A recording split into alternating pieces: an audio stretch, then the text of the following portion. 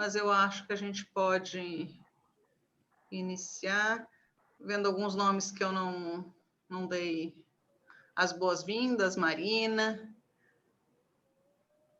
Mário, Luca, Guilherme.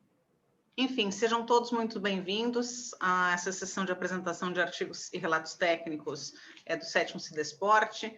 É com muita satisfação que eu recebo vocês aqui mais uma vez. Professor Felício, boa tarde, como o senhor está? Boa tarde, muito gosto. Foi mesmo em cima da hora, eu peço imensa desculpa. Olá. Não, tranquilo. O senhor está bem? Boa tarde a todos. Está muito bem. Lisboa continua maravilhoso como sempre? Está, mas hoje está a chover, hoje não está propriamente um dia muito agradável, mas tem estado realmente um tempo extraordinário. Muito gosto que bom. Da mesma forma em revê-lo.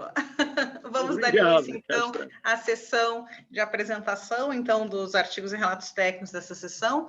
Nós vamos fazer a apresentação pela ordem em que foi definido, e aí cada um dos autores vai fazer a sua projeção para ter um maior controle, então, do material a ser apresentado. Então, eu gostaria que vocês respeitassem ali o limite dos 12 minutos, né, de apresentação, para que a gente tenha alguns minutos para discussão. E depois, então, de todas as apresentações, nós vamos proceder a comentários, a dúvidas, sugestões que os participantes tiverem interesse. Bom, então, eu vou convidar a Laísa, do primeiro artigo. Tudo bom, Laísa? Tá, então, para apresentar o artigo Estudo de Inundação para Avaliação do Terminal Fluvial na região de Porto Velho, para que faça a apresentação do seu artigo. Tá contigo. Boa apresentação. Beleza. Eu só vou tirar o meu áudio aqui. A minha tela com vocês, e daí vocês me avisem, por favor, que eu acho que eu não consigo ver vocês mais, né? Estão todos vendo a minha tela? Laísa, estamos vendo a tua tela. Tu estás com a tela maior e as menores na transparência do lado, tranquilo. Agora ela está em tela cheia. Está em tela cheia? Nós tivemos. Isso, nós tivemos, tá? Tá, ok. Muito obrigada. Então, vamos lá. Como a Sandra falou, né, eu vou apresentar o estudo de inundação para avaliação do terminal fluvial na região de Porto Velho, em Rondônia. Então, apenas para fazer uma breve contextualização, né, o objetivo principal desse estudo era, na realidade, avaliar o comportamento das cheias do Rio Madeira, a jusante da usina de Santo Antônio, em Porto Velho, e poder, então, determinar as prováveis cotas e áreas de inundação nas proximidades dos terminais PVH1 e PVH2. Aqui no mapa, a gente consegue mostrar para vocês aqui onde fica Rondônia, né? E aqui o terminal PVH1, que fica a cerca de 8 quilômetros da jusante da usina, e o terminal PVH2, que fica a cerca de 35 quilômetros da jusante da usina hidrelétrica. Bom, o Rio Madeira, né, ele nasce em Porto Velho, com a junção dos rios Beni e Mamoré, e ele possui cerca de 3.300 quilômetros de extensão, sendo que mais de 1.000 quilômetros são navegáveis, ou seja, nas maiores hidrovias do Brasil, perde apenas para o próprio Amazonas, né? E a partir da jusante de Santo Antônio, nós temos o Vale do Rio Madeira, ele que possui um comportamento altamente meandrante, com muitas áreas de várzeas, que sejam essas áreas de inundação. O clima da região, ele é um clima tropical, com temperatura média anual de 28 graus Celsius, e a precipitação, ela gira em torno de 2.500 a 3.000 milímetros por ano. O regime fluvial do Rio Madeira, ele está intrinsecamente ligado com o regime pluvial da região, né? Então, a estação chuvosa... Está tendo aula da tua turma, quer fazer? Oi? Desculpa. Aí só houve uma interferência. Pode seguir, querida. Sem prejuízo de horário. Pode seguir. Tá, obrigada. Bom, a estação chuvosa, então, ela começa, né, em outubro, e com os picos de precipitação entre janeiro e fevereiro, com as vazões máximas atingindo ali 38.400 metros cúbicos por segundo. E no período seco, que é entre junho e agosto, as vazões elas caem para 4.100 metros cúbicos por segundo, ou seja, tem uma variação muito grande entre as cheias e secas do Rio Madeira, né?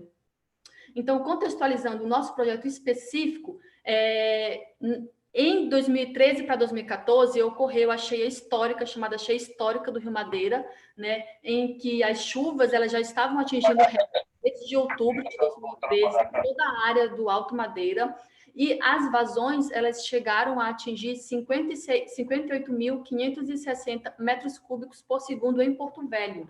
O nível fluvial na região, que gira em torno de 12 a 17 metros e meio nas estações de cheia, alcançou em 2014 a marca de 19,7.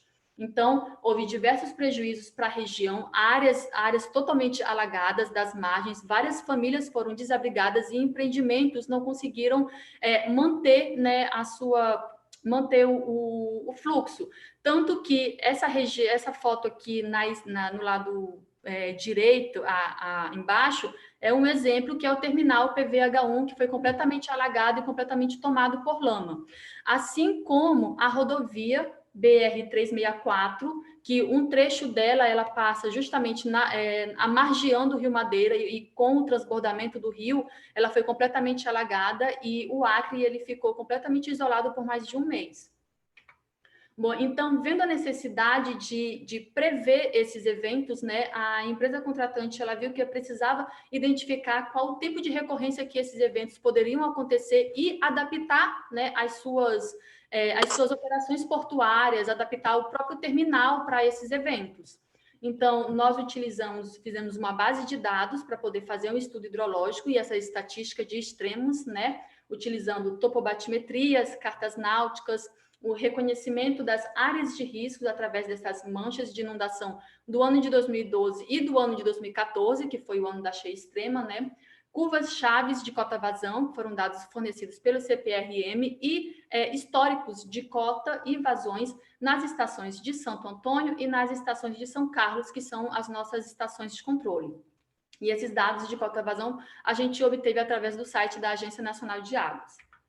Bom, então, para a modelagem hidrodinâmica, né, nós fizemos a compilação, a integração de todos esses dados, utilizamos o modelo Delft 3D, que é um modelo amplamente conceituado, altamente utilizado em todo o mercado, o seu módulo 2DH. Aqui nesse mapa à esquerda, eu mostro para vocês a grade numérica, em que nós temos maior refinamento dela na área do PVH1 e na área do PVH2, e uma grande abrangência da área terrestre para poder identificar justamente as áreas de alagamento, né? E aqui no mapa do meio nós temos então a topografia, né, a topobatimetria que foi construída através da compilação de todos os dados. As forçantes, então, foi a vazão inserida aqui em Santo Antônio e as cotas aqui em São Carlos, então daí o modelo ele faz o cálculo para poder atingir o balanço hidrológico. Simulamos, então, um ano típico, que foi o ano de 2011, um ano de vazões típicas, o ano da cheia histórica, que foi o de 2014, e um ano hipotético, né, em que nós aumentamos a vazão em 30% com relação àquela observada em 2014. Aqui nesses gráficos dos lados, eu mostro para vocês um exemplo da calibração do modelo.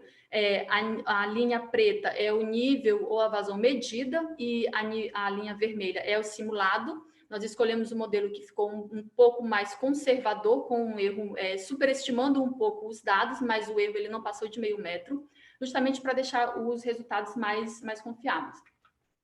Bom, então mostrando um pouco dos resultados, né, dessas análises estatísticas, o tempo de recorrência da cota, ela já havia sido calculada por Correia e colaboradores, e a cota de 19,7, o tempo de recorrência dela era de aproximadamente 124 anos, o que não impede a realização, a construção de empreendimentos nas margens, porque é um tempo de recorrência grande. Contudo, não sendo área de proteção, né? Contudo, o tempo de recorrência, por exemplo, para a cota de 16 metros, é um tempo muito curto, de 3 anos. E essa cota já é uma cota que representa risco para a região. Então, nós utilizamos a distribuição de log Pearson 3, que é uma distribuição estatística, para poder identificar o tempo de recorrência daquela vazão que foi observada no ano de 2014. E o resultado foi que o tempo de recorrência ele foi maior que 200 anos. Contudo, vale ressaltar que o limite inferior e superior das linhas do intervalo de confiança acaba se distanciando da curva de distribuição conforme você vai aumentando esse tempo de recorrência. Então, para agregar mais valor às estatísticas que nós estávamos fazendo, nós compilamos aqui todas as informações nesse gráfico à direita, que é um gráfico que traz muita informação, então eu vou explicar aqui um pouco para vocês. A linha em preta com marcadores, ela mostra essa relação da cota vazão lá na estação de Santo Antônio. Aqui no eixo X nós temos os valores de vazão e aqui no eixo Y à esquerda nós temos os valores de cota. E essa linha em azul, ela com os marcadores, é a linha que mostra a probabilidade de ocorrência dessas vazões. Essa probabilidade foi calculada com esse mesmo método log Pearson 3. Então, novamente, no eixo X nós temos as vazões e aqui no eixo Y à direita nós temos a probabilidade de ocorrência. Então, com esse gráfico, a gente consegue identificar a probabilidade de ocorrência de uma vazão que vai elevar a uma cota de interesse. Como, por exemplo, é determinado lá para a região pelo CPRM as cotas de alerta, que é essa linha em amarelo, que é 60,4 metros. Então, essa cota de alerta, ela, de acordo com a curva da cota vazão, ela está relacionada a uma vazão de aproximadamente 43.750 metros cúbicos por segundo. E essa vazão, por sua vez, através da curva de probabilidade, ela tem uma probabilidade de aproximadamente 22,5 de ocorrência. Analogamente, a cota crítica de 61,1 metros, ela está associada a uma vazão de aproximadamente 48.750 metros cúbicos por segundo, e essa vazão, por sua vez, tem a probabilidade de ocorrência de 5%. Então, daí a gente consegue identificar a probabilidade, as chances de ocorrer uma vazão que elevem a minha cota, aquela cota de interesse. Fizemos também, então, a distribuição conjunta da frequência dessas cotas, né, em Porto Velho, distribuindo mensalmente ao longo do ano. Aqui a gente consegue, inclusive, ver bem a distribuição das vazões do rio. E, conforme for mais vermelho, maior é a frequência de ocorrência. Então, para o mês de março, por exemplo, a maior frequência de ocorrência foram das cotas entre 58 e 59 metros. E para o mês de setembro, a maior frequência das cotas foi de 46 a 47 metros. Então, com a frequência das cotas alcançadas distribuídas assim mensalmente, é possível incrementar a gerência operacional anual do terminal, né, de acordo com as restrições de profundidade. Daí, então, passando para o resultado das simulações numéricas. Nós fizemos a simulação do ano típico, né, de 2011. Aqui eu tenho um mapa com toda a minha região que foi modelada. Essa mancha em azul é a mancha da inundação máxima. Aqui nós temos o detalhe do PVH1, a localização do PVH1, e a localização do PVH2, e nenhum dos dois ocorreu alagamento nessa região. Esse polígono em azul é justamente a demarcação da mancha de inundação observada pelo CPRM de áreas sensíveis à inundação. Ocorreu o alagamento aqui na área atrás do terminal, porque essa área é uma área em que tem vários igarapés e rios menores que desaguam no próprio Rio Madeira. Então, uma chuva local ou então uma elevação um pouco maior da cota do rio acaba afogando esses cursos d'água e faz com que haja o transbordamento dessas margens. Bom, as velocidades para esse ano, elas alcançaram cerca de 2,13 metros por segundo aqui no ponto de observação próximo ao PVH1 e de 1,6 metros por segundo no ponto de observação próximo ao PVH2. Passando, então, para as simulações de 2014, que foi o ano que nós tivemos a cheia histórica, né? Nós podemos observar aqui que várias regiões foram alagadas, inclusive a do terminal PVH1, e a do terminal PVH2 não foi totalmente alagada, mas houve um transbordamento da margem de aproximadamente 100 metros na região do PVH2. As velocidades, nesse ano, elas atingiram cerca de 2,48 metros por segundo próximo do PVH1 e 1,98 metros por segundo próximo do PVH2. Bom, aqui eu mostro para vocês um videozinho ilustrando, né, o passar do tempo desde janeiro. O vídeo está passando para vocês? Sim, Laísa, está passando. Eu só Beleza, gostaria que já começasse a te encaminhar para os finalmente, porque a gente já está no tempo, tá, querida? Tá, beleza, obrigada. Bom, então, aqui, né, os vídeos mostrando o alagamento e o secamento da área do PVH1 e do PVH2. Deixa eu pegar meu marcador aqui novamente. Bom, então fizemos a análise, né, da simulação em que nós tínhamos uma extrapolação, esse cenário hipotético com uma vazão 30% maior. e nós podemos observar aqui que houve um alagamento, como esperado, né, maior na região do PVH1, que já é uma área mais sensível, e, contudo, a área do PVH2 não teve um alagamento tão expressivo próximo do terminal, mas nas regiões adjacentes nós conseguimos observar que essas regiões já são sensíveis a esses cenários mais extremos, né? Então, é algo que deve ser observado na hora de fazer a construção do projeto de engenharia do terminal. As velocidades máximas alcançadas foi de 2,61 no PVH1 e de 2,08 no PVH2. Então, concluindo aqui o trabalho para vocês, né, nós vimos através do estudo que as análises estatísticas, elas mostraram que essa vazão que ocorreu em 2014, ela tem um tempo de recorrência maior que 200 anos. Contudo, as cotas de alerta e as cotas críticas, elas são alcançadas com uma vazão que tem uma probabilidade de ocorrência de 22,5% e 5%, respectivamente, né? A região do PVH1, ela se mostrou mais susceptível ao alagamento, até porque tem aqueles rios e aqueles igarapés ali no entorno, né? Então, eles acabam sendo afogados em momentos de cheia ou mesmo de chuva local. Mas algumas áreas do PVH2 próximos ali às adjacências, elas foram alagadas nos cenários mais extremos. Os dados de mancha de inundação do CPRM, eles não excluem a possível sensibilidade de outras áreas que não estão demarcadas ainda, e isso foi algo que a gente conseguiu observar nas simulações numéricas.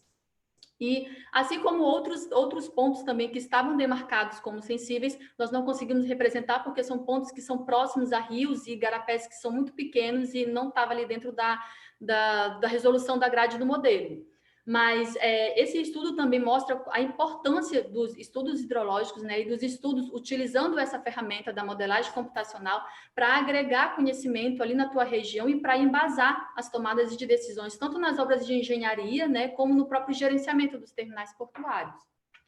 E é isso. Muito obrigada pela atenção de todos. Eu vou finalizar aqui o compartilhamento da minha tela. Laísa, obrigada pela apresentação. Eu só esqueci de mencionar no início que esse trabalho é um relato técnico. Obrigada pela apresentação, tá, Laísa? E depois, ao final, a gente passa as discussões. Então, neste momento, eu gostaria de convidar a professora Kátia Ventura para que proceda a apresentação do seu primeiro trabalho, né, Análise do Gerenciamento de Resíduos Sólidos nos portos de Belém, Fortaleza e Salvador. Muito bem, boa tarde, acho que todos estão me ouvindo, né? Eu vou compartilhar a minha tela. Eu só vou tirar o meu áudio. Isso, acho que fica até mais fácil. Muito bem, eu creio que vocês estejam vendo a minha tela cheia, certo? Sim, ele está apresentando, tá perfeito. Ótimo, muito bem. Muito obrigada a todos, obrigada à professora Sandra e à professora Ademar pela oportunidade de trazer aqui um pouco das nossas pesquisas, né? Eu sou da Universidade Federal de São Carlos, do Programa de Pós-Graduação em Engenharia Urbana e Departamento de Engenharia Civil, juntamente com a mestranda Júlia Ramos e o engenheiro civil Michel Issaneto. Nós desenvolvemos um trabalho intitulado Análise do Gerenciamento de Resíduos Sólidos nos portos de Belém, Fortaleza e Salvador. É importante nós compreendermos que, basicamente, né, uma revisão bibliográfica para entendermos a contextualização, que o gerenciamento de resíduos no Brasil, ele depende de alguns instrumentos regulatórios, como a Política Nacional de Resíduos Sólidos e também a legislação que trata especificamente da gestão ambiental de portos no Brasil. Nós temos também uma orientação para gerenciamento de resíduos sólidos e efluentes do Ministério da Saúde, que é de 2011, em um trabalho que nós apresentamos nesse mesmo evento em 2017, foi possível explicar efetivamente a origem e a diversidade desses resíduos, tanto para a classe 1, que são os perigosos, e classe 2, não perigosos, existente nos portos, em geral. O que a gente percebeu ao longo da literatura é que a gestão de resíduos sólidos nos portos, ela não está totalmente consolidada. Em alguns portos ela está relativamente bem desenvolvida e até padronizada, mas na maior parte não. Então, é importante fazer esse gerenciamento justamente por conta da diversidade das atividades portuárias que geram, portanto, os resíduos. Muito bem. O objetivo, portanto, desse trabalho é fazer uma análise do gerenciamento desses resíduos sólidos no porto, nos portos de Belém, Fortaleza e Salvador. Rapidamente, o que nós desenvolvemos em termos metodológicos? Iniciamos com uma revisão bibliográfica para fazer uma pesquisa exploratória sobre como que é feita a prevenção e o controle dos resíduos, considerando que um instrumento muito importante instituído é a necessidade do plano de gerenciamento de resíduos por todos os portos, né? Tanto para o planejamento quanto para o seu cumprimento das ações. Os instrumentos legais pertinentes a estas orientações, o Índice de Desenvolvimento Ambiental, que ele é publicado anualmente, inclusive o último de 2019 já está disponível, e dados estatísticos pertinentes a eles, e as diretrizes das companhias docas. Considerando isso, nós partimos para um segundo momento, que foi a seleção desses portos, porque até então nós não tínhamos feito uma restrição. Nós estabelecemos que havia uma necessidade de se estudar os portos na região norte e nordeste. Além desse critério, adotamos que fossem administrados por companhias docas, ou estaduais ou federais, e principalmente que boa parte dessas informações e desses documentos estivessem disponibilizados em plataforma eletrônica, né, por meio digital. Com base nisso, nós fizemos a seleção desses portos, que são Belém, Fortaleza e Salvador. Além disso, também nós consideramos a movimentação portuária, né?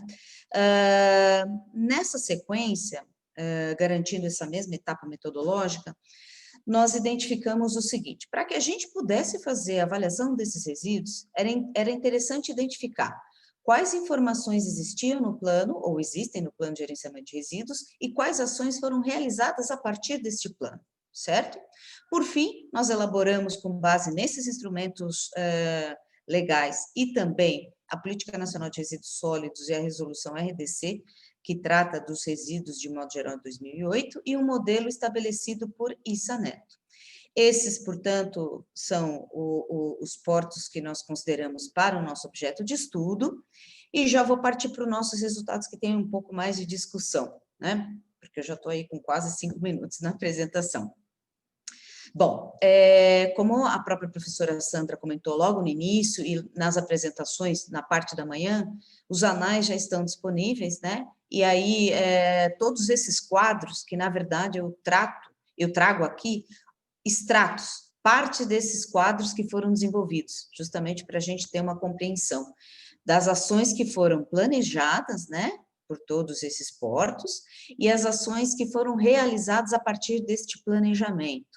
Lembrando que esse levantamento nós fizemos com as informações disponíveis em meio digital no ano de 2017.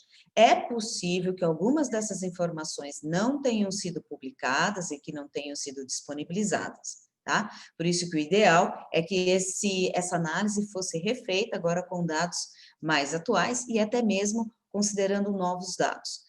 O que nós percebemos? Então, esse aqui é um extrato do Porto de Belém, do Porto de Salvador e do Porto de Fortaleza. A maior parte das informações contidas e propostas pelos seus respectivos planos, elas abrangem todas as etapas de gerenciamento, desde a segregação, da coleta, transporte, tratamento, separação para os respectivos tratamentos e até destino final. Porém, quando nós fomos olhar mais de perto, nós identificamos que nem todas as ações estavam bem desenvolvidas ou bem definidas. Por exemplo, o que nós observamos? Que uma boa parte dos seus resíduos não tem um destino definido, e quando eu falo destino, é tanto para tratamento quanto para a segregação, um encaminhamento de recuperação energética ou potencial econômico, né? Alguns relacionados à reciclagem, por exemplo, em todos os portos, ainda havia uma falta de informação, tudo bem? Partindo desse primeiro resultado, né, nós conseguimos, então, identificar quais as ações estavam sendo realizadas por esses portos. Então, nós fizemos essa análise por tipo de resíduo. Então, aqui a resolução determina, a RDC determina que É importante fazer a segregação dos resíduos no grupo A, B, C, D e E. No grupo A, nós identificamos aqui uma questão somente de cor, né? Cada cor é um porto. Então, considerando todas as etapas metodológicas, desde segregação, acondicionamento, armazenamento, a identificação de todos os resíduos, da onde que ele vem, né? E qual é a composição desse resíduo, como que é feito o processo de coleta, transporte, tratamento e, no meio do caminho, como que é feito o armazenamento.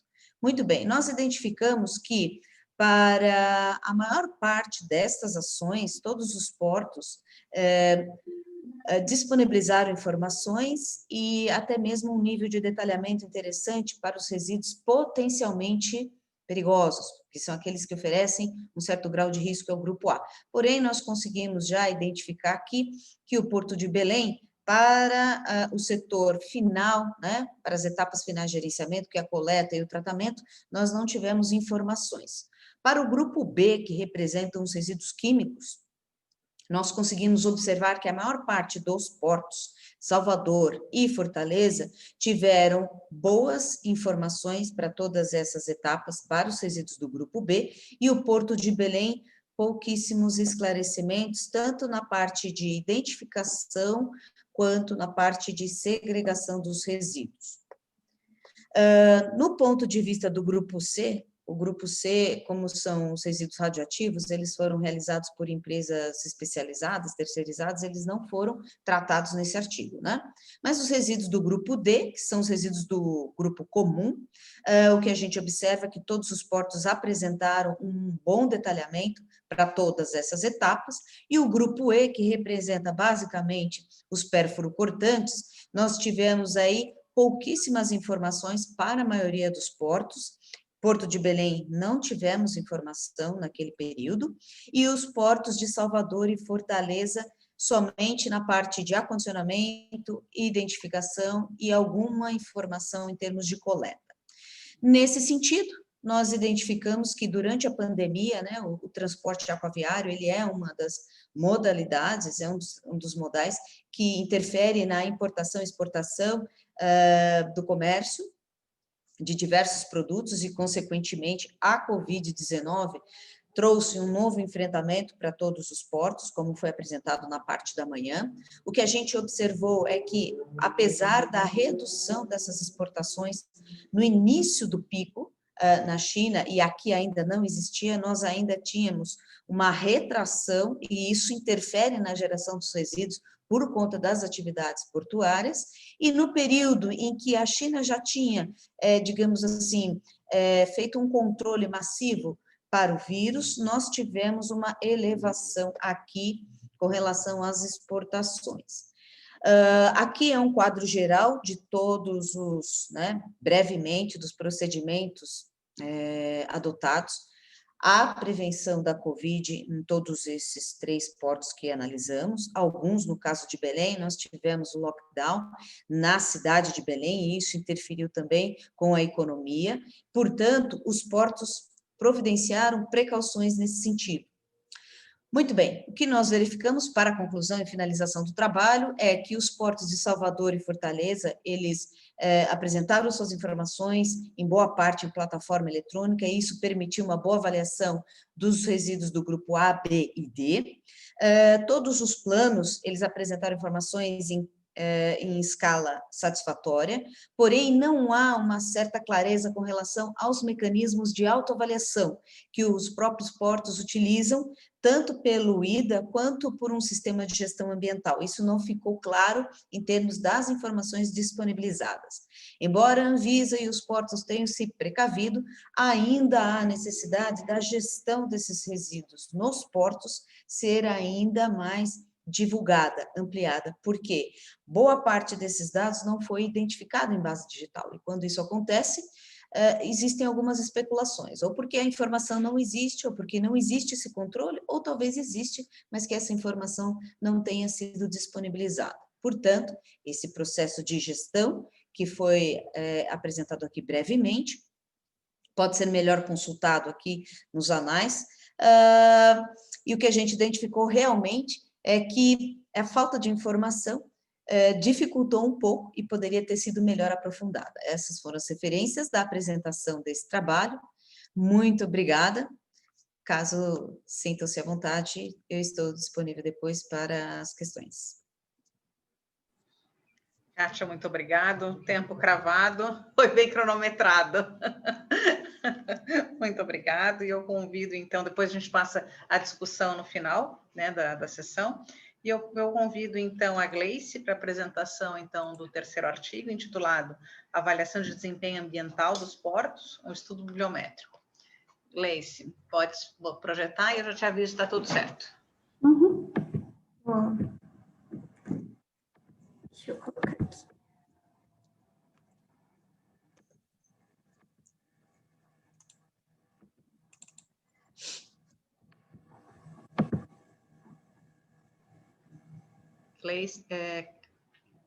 Gleice, está aparecendo, tá, transparência está certinha, tá? Eu vou desligar o meu áudio. Boa apresentação. Obrigada. Então, eu fiz um estudo de avaliação de desempenho ambiental nos portos. Tive como orientador o professor Longaray, o professor Munhoz, e a Tawane, que é do laboratório deles, que também me auxiliou bastante nesse trabalho. É um trabalho final de conclusão de graduação. Então, eu começo falando um pouco da gestão ambiental, o quanto ela é chave no momento atual, né? O setor do porto, ele movimenta 90% do comércio é portuário, isso é um dado da Organização Marítima. E, então, o setor portuário tem grande abrangência e também é importante essa visão ambiental do porto, no controle e monitoramento. Então, o objetivo foi fazer uma análise dos estudos que têm sido realizados nessa área. Então, foi feita uma análise bibliométrica, né? E o referencial teórico eu busquei da Kidsman, que é uma professora da universidade. Ela tem um trabalho bem fundado na questão ambiental e ela coloca que a gestão ambiental ela vem com uma vantagem competitiva a mais para a organização, no caso o porto, né? A gente tem a resolução CONAMA também, que ela define a gestão ambiental como condução, direção e controle de ferramentas para monitorar a gestão ambiental. E no Brasil a gente tem a supervisão da ANTAC, através do IDA, que é o Índice de Desenvolvimento Ambiental, que é o tema do meu segundo trabalho. Então, a metodologia foi uma pesquisa aplicada, descritiva, e a técnica de coleta de dados foi a bibliométrica. Então, eu comecei com 30 combinações de palavras, todas em inglês, e envolve ali gestão ambiental, conformidades ambientais, sustentabilidade, ecoporto, sistemas de gestão ambiental, linkada com controle, monitoramento, risco ambiental, instalações portuárias, qualidade. Eu usei a base da CAPES, né? Eu usei 5 bases, a Science Direct, a Scopus, a Explore, a Procast e a Web of Science. A pesquisa ela foi realizada entre outubro e novembro do ano passado.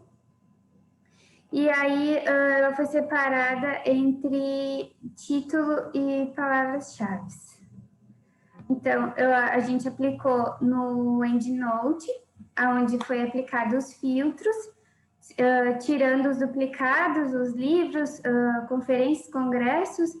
A gente aplicou o filtro de 10 anos, no mínimo, e as palavras-chave e o resumo que compatiam com o tema relacionado. Ficou 49 artigos no portfólio final. O resultado por ano foi que é um estudo crescente na área, né?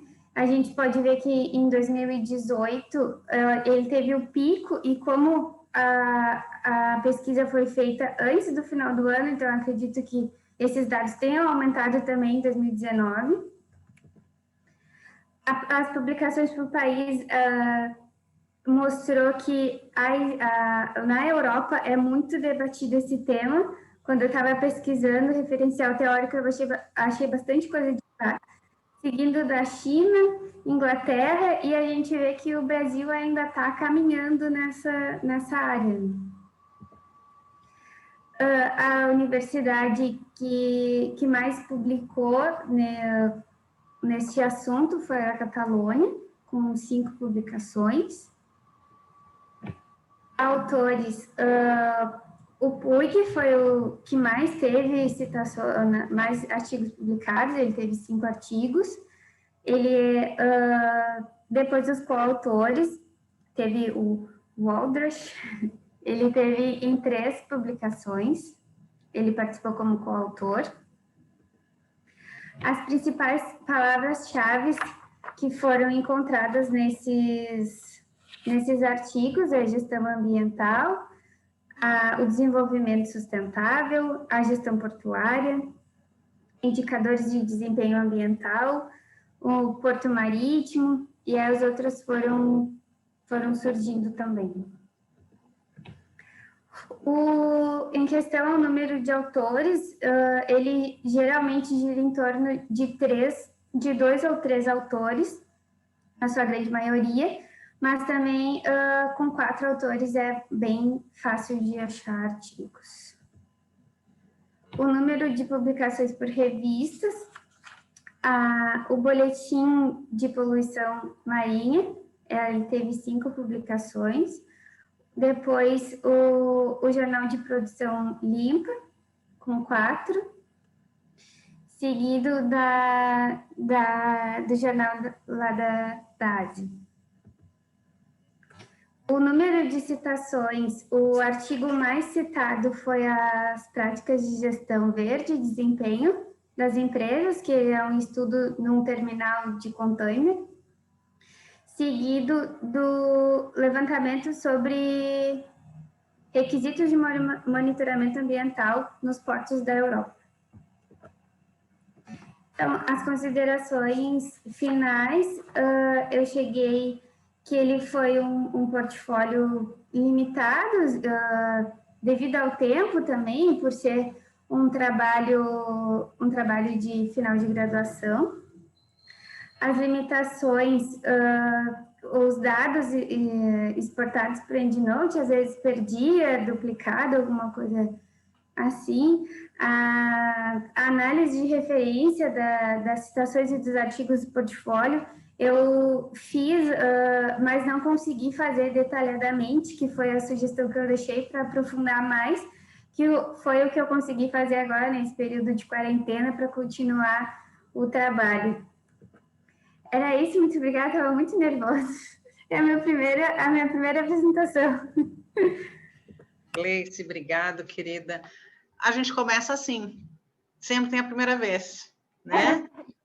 Sempre tem a primeira vez, e aí a gente vai aprendendo, vai pegando traquejo, vai pegando tarimba, e aí funciona. Até a escolha da seleção aqui dos materiais a ser apresentados, eu fiz uma boa mistura. Eu tenho relato técnico, eu tenho trabalho que era de graduação, eu tenho trabalho de pesquisadores já renomados, exatamente para ter com tudo a gente aprende, todo mundo aprende, tanto os mais experientes como os novatos. Eu acho que é um processo de aprendizado constante. E é por aí que a gente consegue capacitar os nossos alunos. Porque se a gente não plantar a sementinha, não for desenvolvendo em vocês que estão iniciando na graduação, a gente não consegue ter bons pesquisadores, bons profissionais que tentem auxiliar no nosso futuro econômico, mercado, enfim. Tá? Fica tranquila, que foi muito bem. Tá? Depois a gente vê a questão das perguntas, mas você fez muito bem. Tá? Um abraço grande nos teus orientadores. Obrigada, Gleice. Tá? Bom, com a apresentação, então, da Gleice, nós passamos a apresentação do 4º artigo. O Elson está por aí, não está? Nós já tínhamos conversado. Sim, E vai apresentar o trabalho controle de emissão de particulados nas operações de embarque e desembarque de granéis sólidos no Porto de Itaqui. uma boa apresentação, tá contigo. Eu vou tirar o meu áudio, só vou ver se a apresentação fica projetada e eu te aviso, tá?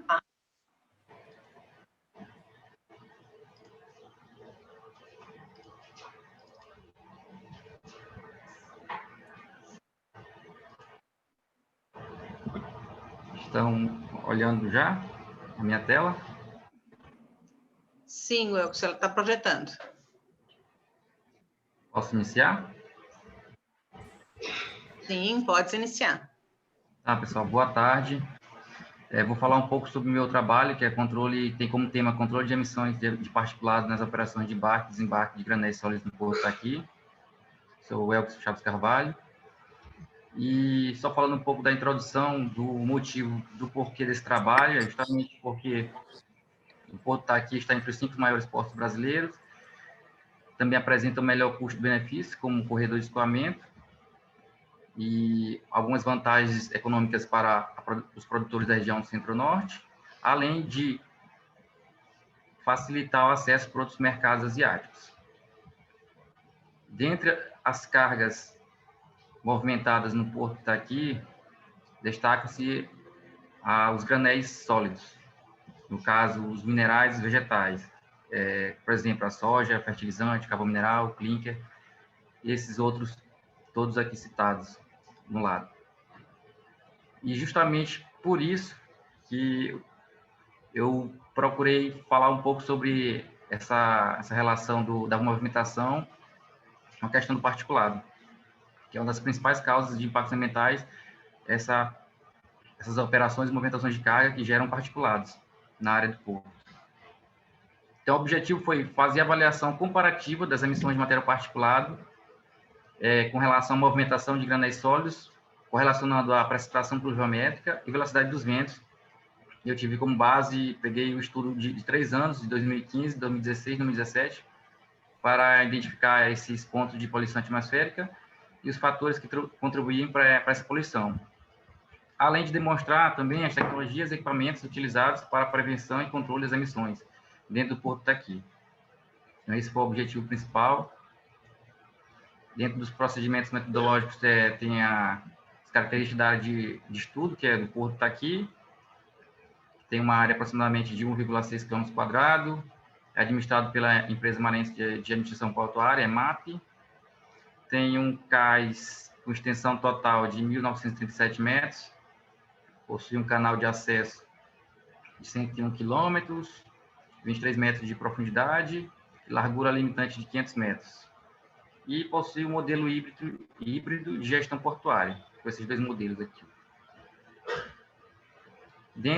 Ainda dentro do procedimento de coleta de dados, esse estudo teve 2 etapas. A primeira que foi justamente fazer as análises comparativas entre as operações portuárias de carga e descarga dos granéis sólidos e os aspectos meteorológicos nesses respectivos anos, de 2015, 2016 e 2017. E a segunda etapa se baseou na demonstração das principais tecnologias e equipamentos utilizados para controle e redução da emissão desses materiais particulados. Para que isso fosse possível, eu utilizei dados e informações de monitoramento da estação da EMAP, localizada dentro do Porto Itaqui, os relatórios operacionais da EMAP também, de carga e descarga, relatório da Secretaria de Meio Ambiente, da região, do SEMA, do nosso estado, e dado meteorológico do Instituto Nacional de Meteorologia. Também utilizei abordagem qualitativa e quantitativa, pesquisas bibliográficas, documentais, trabalhos científicos, periódicos, e também tive que fazer algumas visitas em loco. E tive que usar uma avaliação dos dados mensurados, comparando com a legislação brasileira com relação à qualidade do ar, que é a CONAMA 03 de 90. Então, diante disso, pegando todos esses procedimentos metodológicos e esses documentos, relatórios, eu consegui montar um gráfico justamente para mostrar a movimentação de carga dos granéis sólidos e a influência como influencia, né, na qualidade do ar dentro do Porto Itaqui nesses anos de 2015, 16 e 17. Aqui vale a gente frisar que aqui na região do Maranhão nós temos 2 períodos distintos, que é o período chuvoso e o período de estiagem. E o período chuvoso ele é de janeiro a junho e o de estiagem é de julho e vai até dezembro, porque isso interfere bastante aqui nos resultados de material particulado dentro do estudo. Por isso que é bom ter essa observação, ela é pertinente. E o gráfico comparativo dos níveis de material particulado e da movimentação de granéis sólidos é esse aqui. Eu dividi ele aqui justamente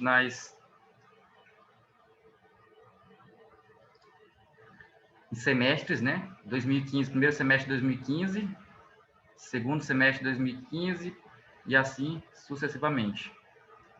Então, para a coluna em vermelho, a gente tem material particulado, que é o PTS, microgramas por metro cúbico de ar, que é uma média geométrica. Em azul, nós temos a precipitação pluvial em São Luís, em milímetros, é uma média aritmética. Em amarelo, é justamente a movimentação de cargas, especificamente granéis sólidos em tonelada, média aritmética também. E em verde, nós temos a velocidade média dos ventos em metros por segundo, também utilizando a média aritmética. Já na parte dos resultados, eu seccionei aqui a parte do gráfico, a parte de 2015, primeiro e segundo semestre, onde a gente pôde verificar que os níveis mais elevados de material particulado, que é o PTS, partículas totais de suspensão, foi de 89 microgramas por metro cúbico no segundo semestre. Também observamos o baixo e irregular índice de chuvas, teve uma média mais baixa entre os 3 períodos estudados, 14,6 milímetros. Uma grande quantidade de movimentação de cargas nesse período, de 1.134.797 toneladas, e a maior média de velocidade dos ventos entre os períodos estudados, foi 3,16 metros por segundo. Tudo em relação ao segundo semestre, que é justamente o período de estiagem, onde a gente tem os maiores índices de material particulado. Em 2016, observou que no segundo semestre os valores de material particulado caíram para 77 microgramas por metro cúbico. Houve um aumento na média de precipitação pluviométrica, para 18,4 milímetros, e uma queda de em torno de 40% em movimentação de cargas. Também tivemos a segunda maior média, de ventos, que foi 2,62.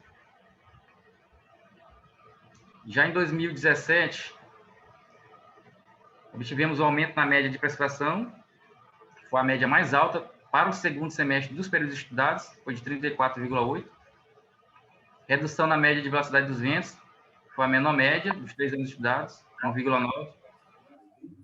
Oi? Oi?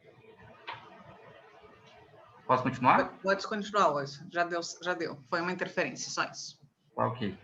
E a média mais baixa de material particulado dentro dos períodos analisados foi de 74. Em contrapartida, tivemos um aumento significativo na movimentação de cargas. Tive um aumento de 64,5% nesse período.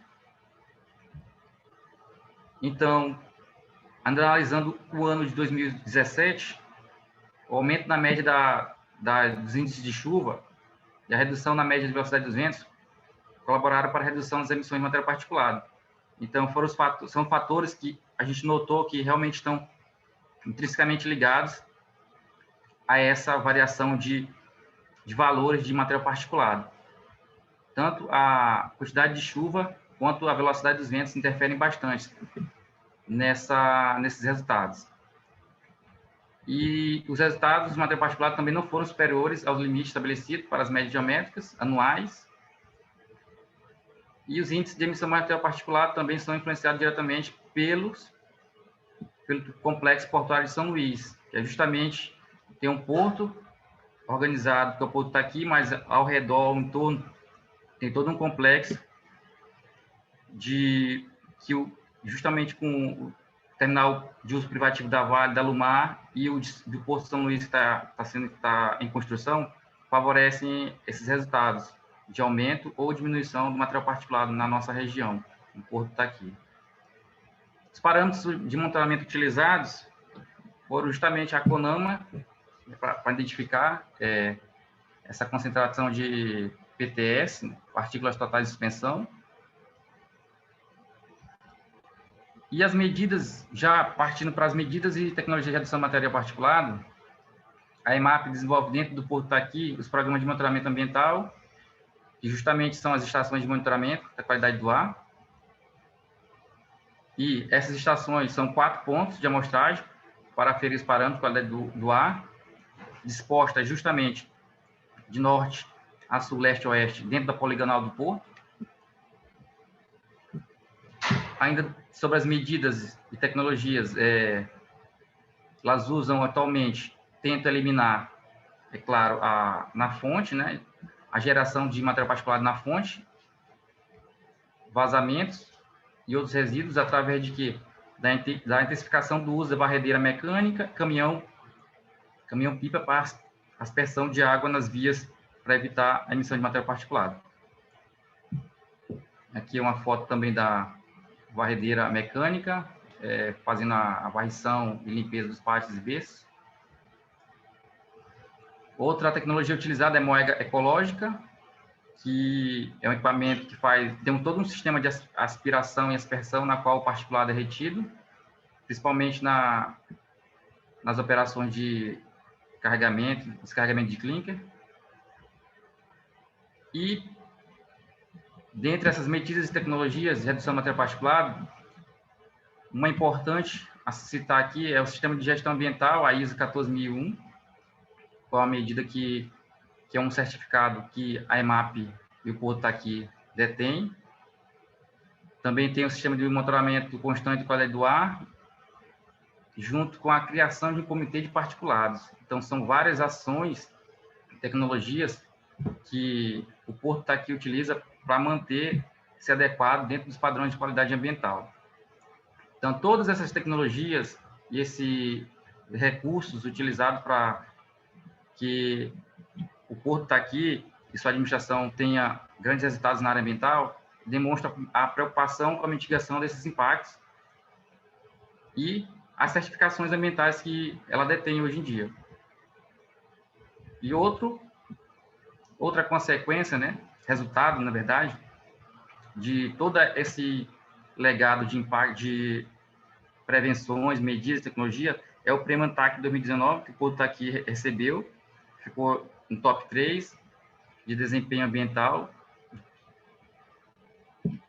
E as conclusões que desse trabalho foi justamente que minimizar os impactos ambientais causados pela emissão de material particulado no porto não é só uma questão que deve ser discutida dentro do porto, mas sim com a cidade, as autoridades, todas os envolventes ali daquela questão, vigilância sanitária, empresas redentárias, entre outros. E também que outra conclusão que a gente chegou foi que, apesar de todos os esforços realizados pelas autoridades competentes, no caso a EMAP, outras empresas, é que a gente observa um aumento gradativo ao longo dos anos nos valores de material particulado naquela região de abrangência do porto, justamente porque se tem gradativamente um aumento da movimentação de cargas, não só do porto, como dos terminais de uso privativo ao redor, e de inúmeras outras empresas que estão surgindo e portos que virão a surgir ali naquela região, como o Porto São Luís e cogita-se também o Porto de Alcântara. E só para encerrar mesmo, a gente concluiu que, apesar dos dados obtidos, eles não podem generalizar as condições encontradas devido ter se trabalhado apenas um período curto, de 3 anos, 2015, 16 e 17. Então, a gente precisa analisar os dados históricos de maior prazo e correlacioná-los com os dados da poluição local, para a gente ter um estudo mais abrangente. Então, aqui são algumas referências que eu utilizei no trabalho, e obrigado. Wellington, muito obrigada pela apresentação, muito tranquila, deu para todo mundo acompanhar bem, e nós vamos fazer os comentários, abrir para a plateia depois da apresentação dos 2 trabalhos faltantes, tá? Se tu pudesse permanecer conosco. Obrigado. E aí eu convido, então, a Kátia Ventura, né, para retornar, para fazer a apresentação, então, do 5º trabalho, intitulado Elaboração do Modelo de Gestão de Resíduos Sólidos a partir do estudo dos portos Paranaguá, Rio Grande e Santos. Kátia, estás conosco? Estou. Eu acho que ele precisa parar de compartilhar, né? Estou tentando. Aí embaixo da sua tela tem o Share Screen, ou lá em cima é Stop Screen, Stop Share, desculpa. Se você achar. Posso tentar compartilhar. Isso, já foi. Muito bem. Vamos lá, vamos ver. Acho que todos estão vendo a minha tela inteira. Sim, já está a tela inteira. Muito bem. Muito obrigada, boa tarde a todos novamente. Eu sou a professora Kátia, da Universidade Federal de São Carlos, do Programa de Pós-Graduação em Engenharia Urbana e Departamento de Engenharia Civil. Juntamente com a pós-graduanda Mariana e a engenheira civil Maria Gabriela, estamos trazendo essa proposta, que é a elaboração de um modelo de gestão de resíduos sólidos a partir dos estudos que nós fizemos nos portos de Paranaguá, Rio Grande e Santos. O que é interessante nós observarmos inicialmente é que nós temos alguns instrumentos regulatórios, como a Política Nacional de Resíduos Sólidos e também a portaria do Ministério da Saúde pertinente à gestão de resíduos, a instrução normativa do IBAMA número 13, que também fala, número 11, que também fala sobre a necessidade dos portos terem os seus respectivos planos e cumpri-los. E a outra questão é que em cada atividade portuária são gerados resíduos de diversas naturezas e complexidade, consequentemente periculosidades proporcionais. E aí nós temos a necessidade de fazer a gestão desses resíduos. O objetivo neste trabalho, portanto, foi elaborar um modelo de gestão para esses resíduos a partir do estudo de portos, como já salientado aqui anteriormente.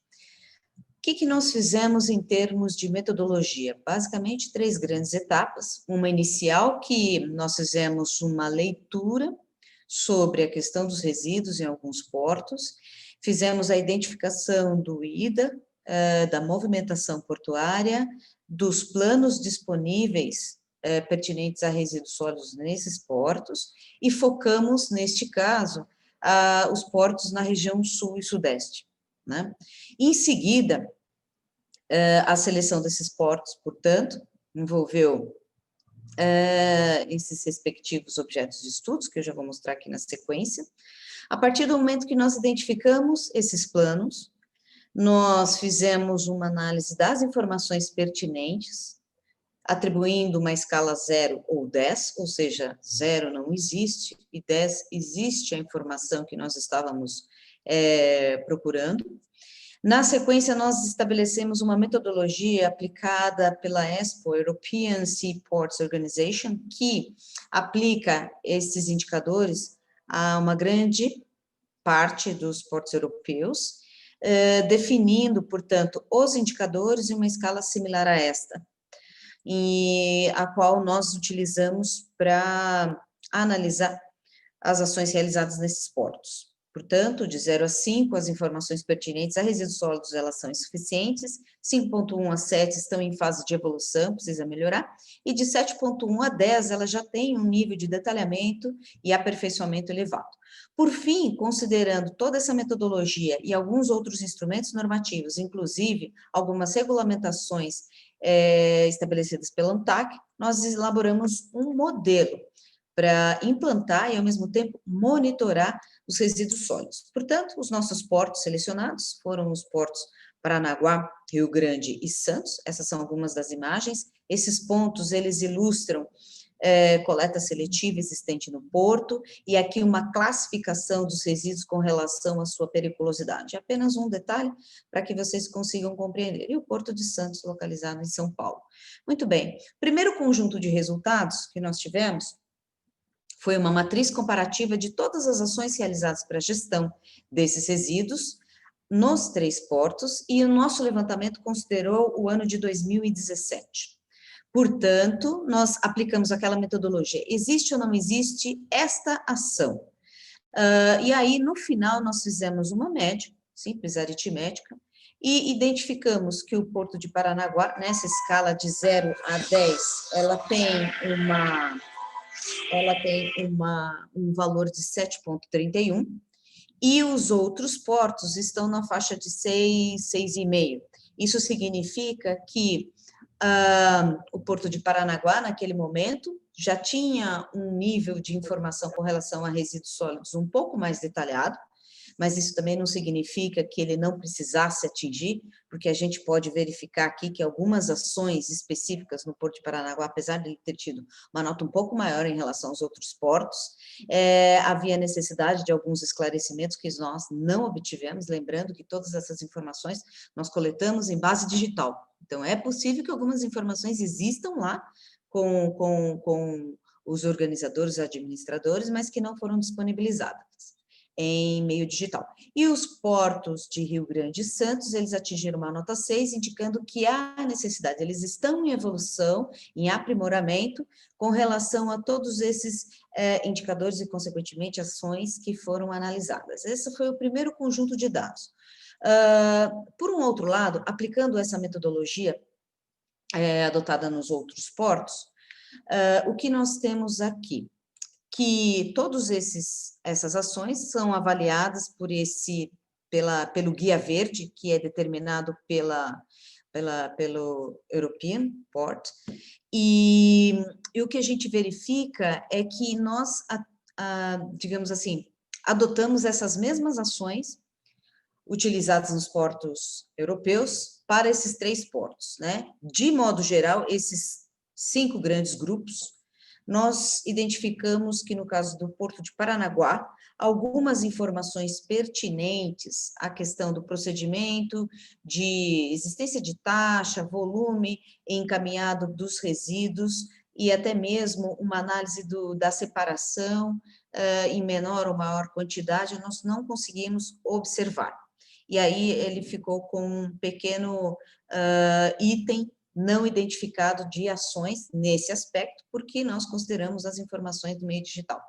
Com base nessas duas, digamos assim, diagnósticos iniciais, nós elaboramos, portanto, um modelo para orientação. Inicialmente, esse é um modelo com 10 etapas gerais, então são as etapas em amarelo, que estão aqui, são as etapas principais, que consideram desde a segregação desse resíduo, planejamento das ações para implantar a segregação desses resíduos, considerando aqui algumas etapas preliminares, a seleção de um local apropriado para que se faça esse acondicionamento e até mesmo a identificação, quantificação desses materiais, quais são os equipamentos e infraestrutura de modo geral necessários, entre outros programas que precisavam ou precisam ser definidos para todos os tipos de resíduos.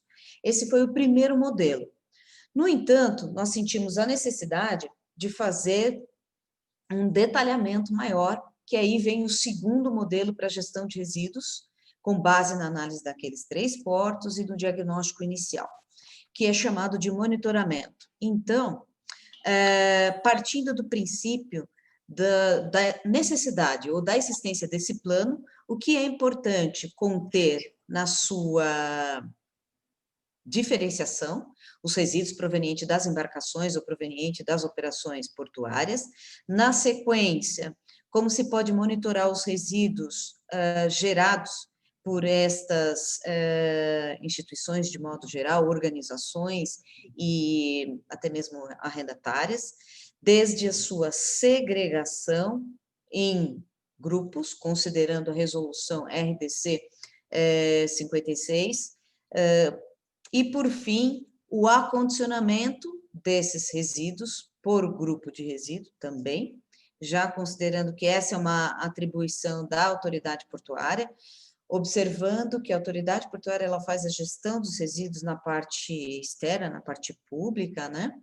E, diferentemente das suas arrendatárias, que faz o gerenciamento dentro das suas delimitações. Mas, com relação ao acondicionamento, na sequência, identificando esses resíduos para que eles possam ser direcionados para uma coleta, um transporte e um armazenamento específico, caso seja necessário um armazenamento temporário, seguindo para um tratamento para aqueles que necessitam de tratamento, então são os resíduos do grupo A, B e E, o grupo D são os resíduos comuns, né? E o grupo C, como eles são radioativos, eles já foram excluídos desta análise, justamente porque eles têm uma segregação, uma coleta e um encaminhamento específico para tal. E no final, esse modelo de monitoramento prevê, além das etapas iniciais, um monitoramento do destino, incluindo aí uma declaração ou um documento que informe o encaminhamento para cada um desses resíduos. Considerando esse modelo, nós identificamos, esse levantamento foi feito em 2017, né? Nós identificamos que no ano de 2020, alguns procedimentos nesses 3 respectivos portos foram desenvolvidos do ponto de vista da prevenção à pandemia pela Covid-2019, e a maior parte deles incluiu desde aferição de temperatura, redução da equipe, porém um investimento maior no uso de máscaras e distanciamento social, e intervalo, ou melhor dizendo, uma diferenciação dos horários de trabalho para que fosse possível as atividades, a garantia das atividades portuárias, e aí inclui desde aumento ou escala de férias, afastamento de grupos de risco para trabalho remoto, até mesmo o uso de manutenção de alguns pagamentos por benefícios para garantir toda essa instabilidade econômica que o país passou e, principalmente, alguns avisos sobre a circulação desse vírus no ambiente portuário. O que pudemos observar, já indo para as conclusões, acho que teve algum problema aqui, eu não estou conseguindo passar. Só um momentinho que acho que travou. Vocês estão me ouvindo? Vocês estão me ouvindo? Sim, Kátia, estamos te ouvindo, mas pode botar. Eu vou só sair um pouco aqui da apresentação, só verificar o que aconteceu, porque acho que ela travou um pouquinho. Vamos lá? Aqui. Só finalizando nas partes aqui da conclusão. Só um momentinho, já aqui, concluindo. O que nós observamos, portanto, é que a gestão desses resíduos nos portos ela é necessária, porém o que nós identificamos foi uma ausência de dados em base digital. Todos os indicadores, índices e métodos utilizados, tanto em metodologia nacional quanto algumas outras na escala internacional, elas foram relevantes para a nossa análise, porém elas não permitiram identificar que é aplicada, né, uma metodologia nesses portos para fazer a sua autoavaliação e até mesmo estabelecimento de metas do ponto de vista da gestão de resíduos sólidos, né? Esse modelo proposto, ele pode ser adaptado, ele indica alguns passos preliminares para a organização administrativa de todo esse material, porém, há necessidade de fazer um acompanhamento temporal, ou seja, um monitoramento ao longo do tempo. O trabalho completo se encontra nos anais deste evento. Mais uma vez, as referências dessa apresentação e muito obrigada. Professora Kátia, eu agradeço a sua explanação e a apresentação do artigo, e depois nós vamos abrir, então, para perguntas para os participantes que tiverem algum questionamento, alguma dúvida. E aí, nesse momento, então, nós temos a apresentação do 6º artigo, selecionado para essa sessão de trabalhos científicos e relatos técnicos. O professor José Augusto de Jesus Felício vai fazer a apresentação do artigo, né, o efeito do desenvolvimento do transporte verde no desempenho econômico e ambiental sustentável, né? Então, o professor pode fazer sua apresentação. Eu vou ver quando a tela foi projetada, ele avisa. Boa apresentação, professor. Muito obrigada por tudo e essencialmente por esta oportunidade. É um prazer muito grande, professora Sandra, a professora Demar, o professor Leonardo, que estou a vê-lo aqui, um gosto muito grande também, e todos os participantes. Muito obrigado. Bom, relativamente ao meu trabalho, eu ia então ver se eu vou buscar.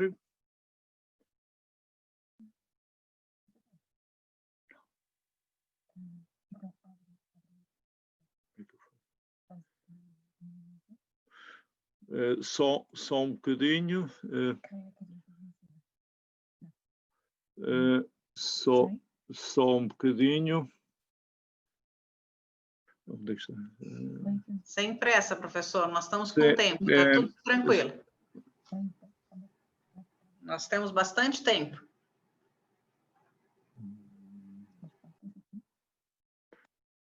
Sim, só um momento. Ora, está aqui. Ora está. Ora, ir buscar o paper que está aqui. Ora, Brasil. E está aqui. Bom, portanto,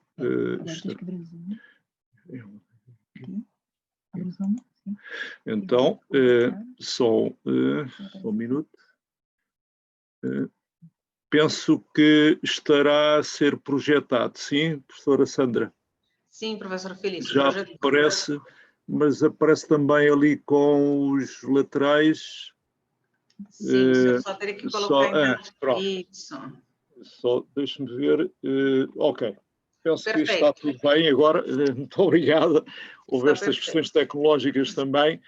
Muito obrigado. Então, sendo assim, em relação ao trabalho que me proponho apresentar, é um trabalho de investigação necessariamente, e que, no fundo, o que é que procura este trabalho é analisar o efeito do desenvolvimento da navegação ecológica e tentar compreendê-la e ver os efeitos que tem na sustentabilidade da economia e o efeito também sobre a performance ambiental.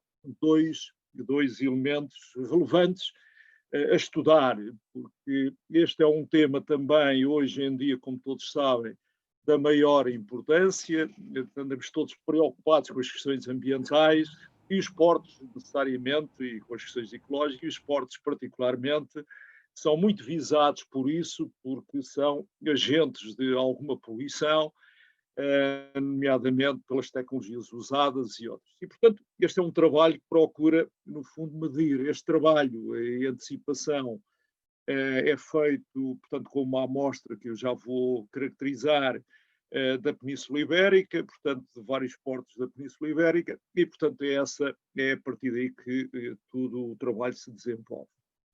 Portanto, o propósito é o desenvolvimento da navegação ecológica e a forma como influencia, então, essa sustentabilidade da economia e o desempenho ambiental, e 4 objetivos que foram pré-determinados para este trabalho de investigação. Antes disso, também, só uma questão prévia, com esta questão da apresentação. Este é um trabalho feito comigo e com o professor Vítor Caldeirinha, portanto, é bom acentuar, estava lá escrito, mas é bom dizê-lo, e é para além de um grande colega, de facto um grande amigo, e de facto temos trabalhado bastante em conjunto nesta questão portuária, tanto em Portugal e Península Ibérica, como a nível europeu em particular. Voltando aqui à questão, portanto, dos objetivos, 4 objetivos muito precisos.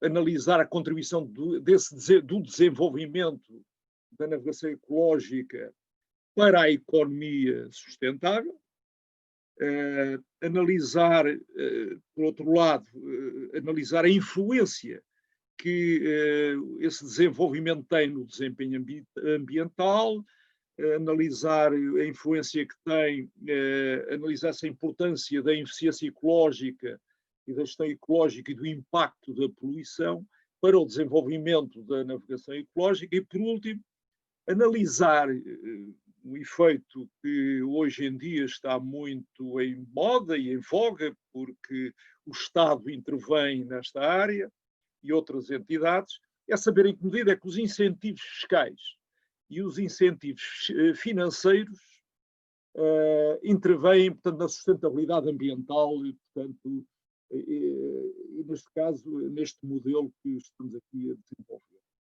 Portanto, os principais contributos em antecipação, verifica-se em termos da análise deste trabalho que a navegação ecológica tem implicações na economia sustentável e no desempenho ambiental. Por outro lado, que é muito interessante, que os incentivos fiscais e financeiros apoiam as boas práticas ambientais e valorizam a sustentabilidade do transporte marítimo, mas eles depois são muito específicos na área em que eles intervêm particularmente e que tem a ver com o desempenho ambiental especial. E, por último, mais um incentivo, é verificada que há menos importância concedida, verifica-se uma menor importância da gestão ecológica e da eficiência ecológica e desempenho ambiental em relação a esses apoios, em relação a alguns apoios que são concedidos.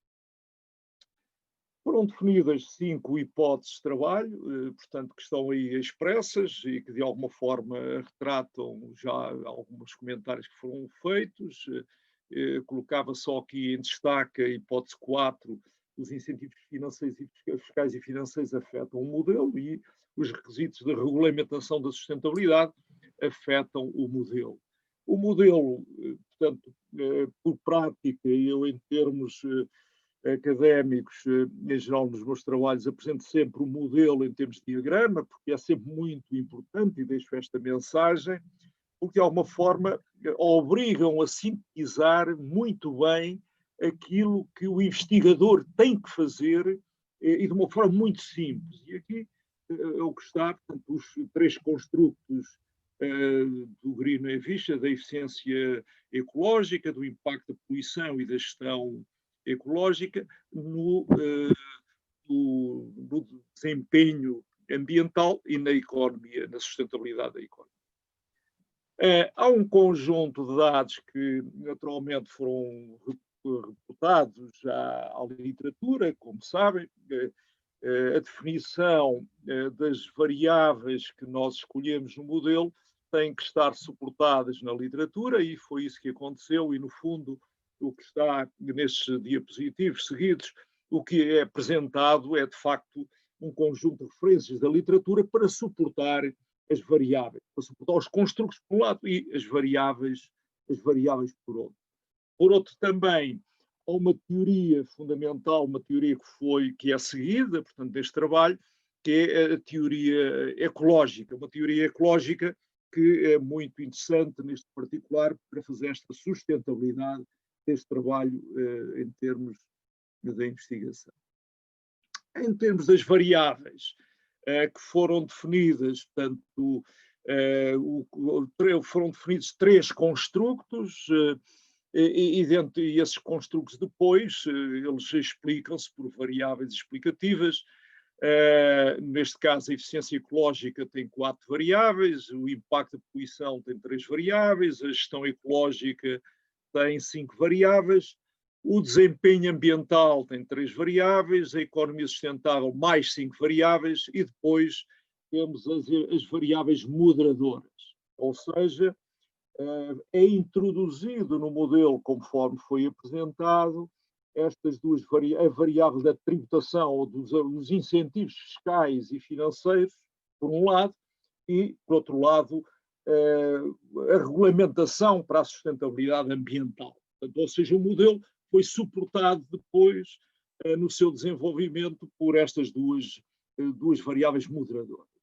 Os dados de reporte do universo de 2.360 gestores que responderam, a amostra tem 193 respostas válidas, 8,2%, é sempre importante para perceber, e a nota que deixo é que cada vez é mais difícil ter respostas, e já as respostas já andam à volta de 3, 4%, o que é tremendo para obter, neste caso, as amostras, mas neste caso nós conseguimos 8,2%.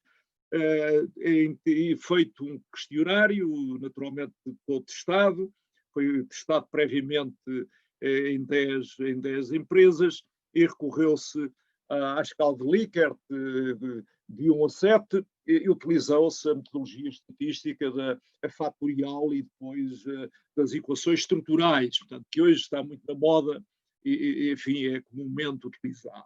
Portanto, apuraram-se as estatísticas descritivas, portanto, elas todas estão dentro dos valores que nos interessam e surge depois o modelo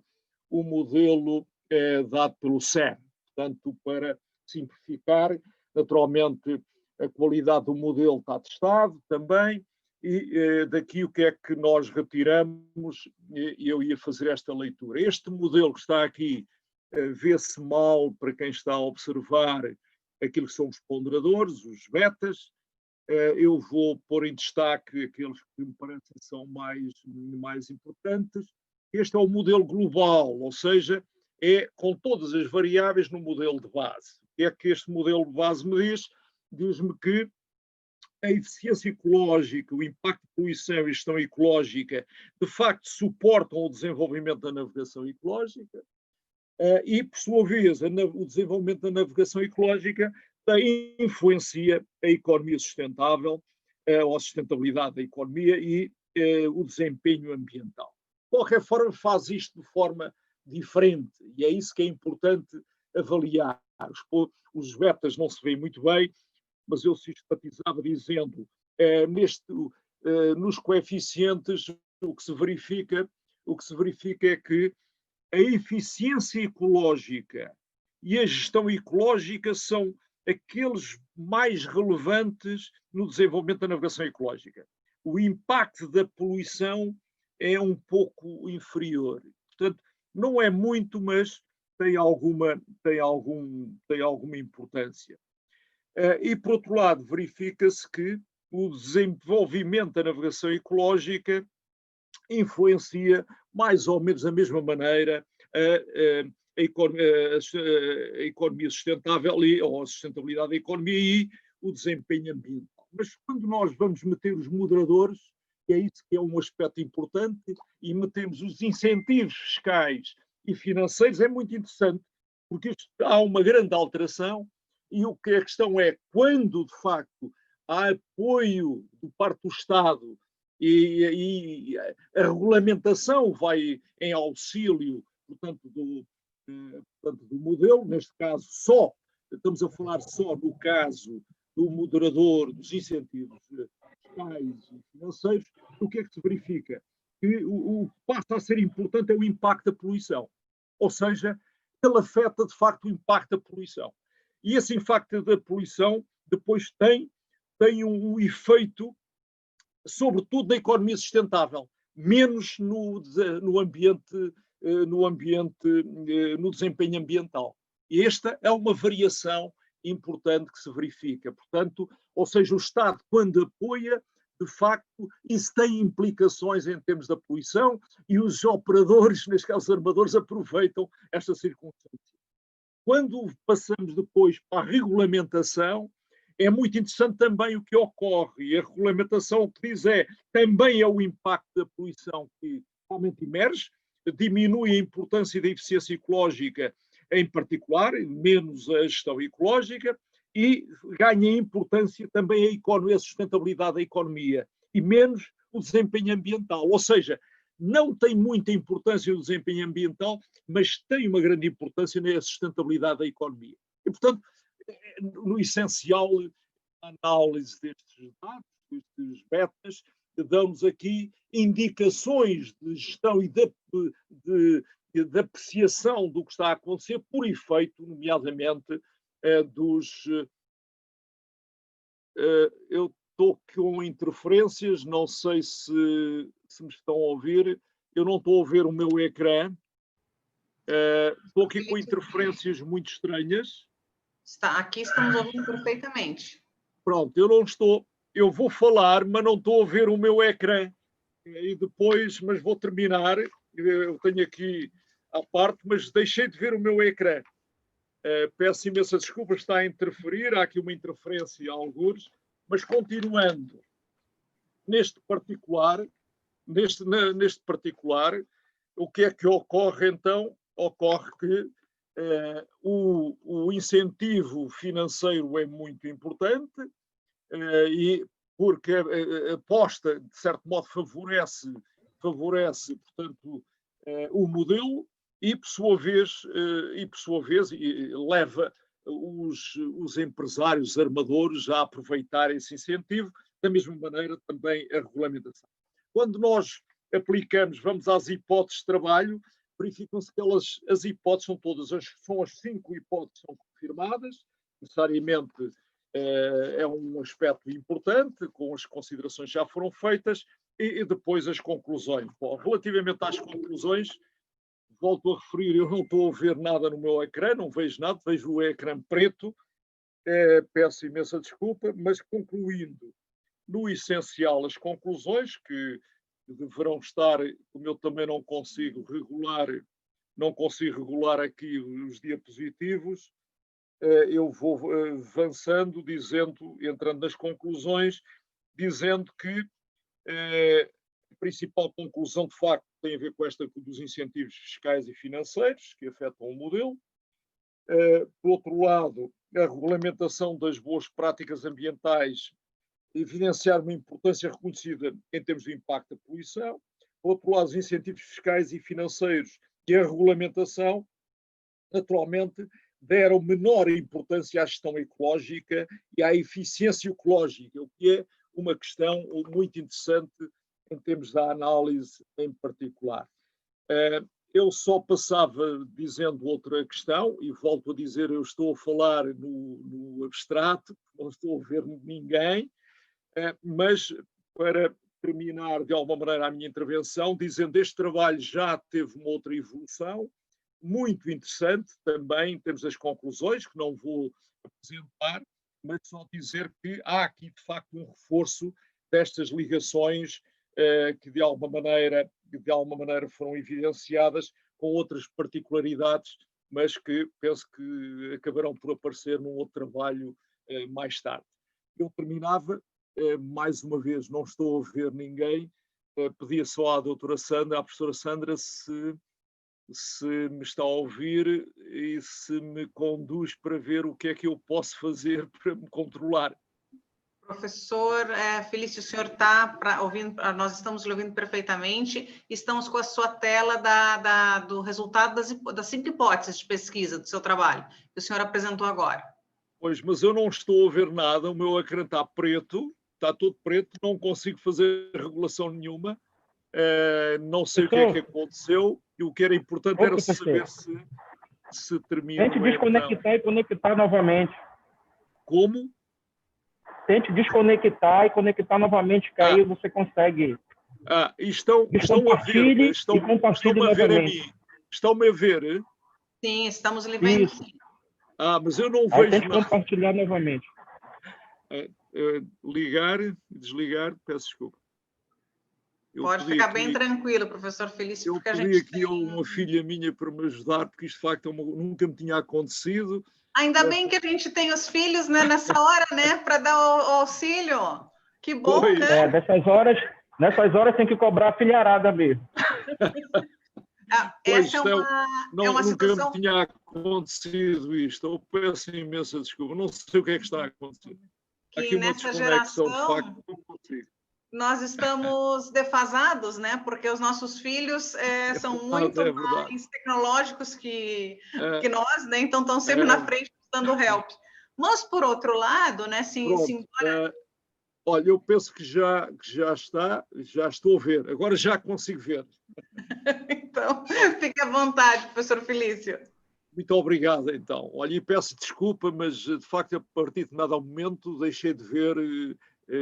Não tinha ecrã. Pode concluir sua apresentação, professor. Obrigado.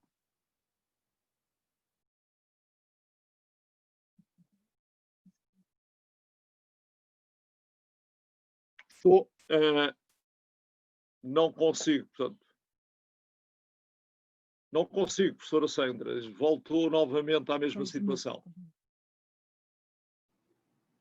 Professor, fique à vontade, então, se quiser concluir a sua aprentação. Mas eu ia fazer... Professora, ficaríamos aqui porque a professora Sandra voltou à mesma situação. Estou com muita dificuldade. Penso que deixaria então o processo nesta... acho que é a melhor maneira de deixar como estava, porque eu não consigo controlar agora. Sem As problema. conclusões essenciais,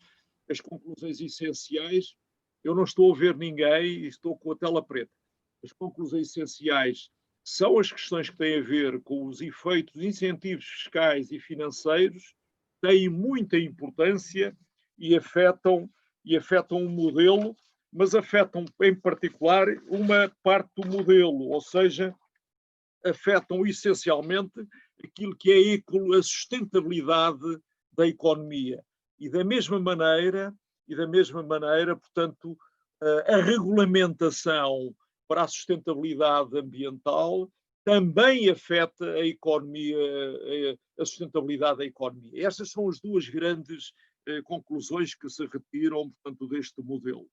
E dava a minha apresentação por terminada, de facto, com um pedido de grande desculpa por isto ocorrer, é sempre muito desagradável para todos. Muito obrigado por tudo. Professor Felício, muito obrigado pela sua exposição. Qualquer coisa, se algum dos participantes, dos congressistas, tiver dúvida, os anais estão disponíveis, então eles terão a oportunidade de ler o artigo na íntegra, né? Então, isso esclarecer qualquer dúvida.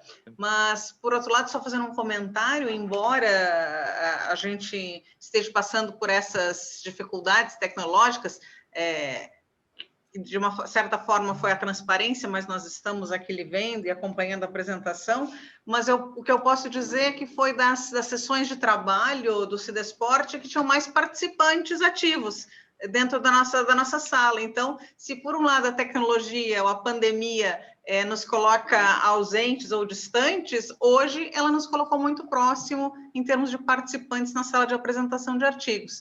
Então, eu fico muito contente com a participação e agradeço a presença de todos, porque isso só vem a mostrar como o tema, né, e o universo portuário, ele efetivamente está demandando estudos e reflexões e insights para tentar contribuir para que a gente consiga apresentar soluções, né, para essa demanda portuária que cada vez é mais emergente, é mais necessária para que se mantenha, então, essa questão sustentável de desenvolvimento e também econômica, claro, e o seu desempenho de gestão de forma geral, que é o que nós temos aqui, de uma certa forma, como resumo dos trabalhos aqui apresentados, né? A maioria dos trabalhos aqui estão voltados para uma questão de prevenção ou de diagnóstico, de análise de situações basicamente voltadas à questão ambiental, à questão, então, do desempenho e propostas, então, de gestão para tentar mitigar esses efeitos, né? E tentar, então, se preparar para os próximos anos que nós temos por aí.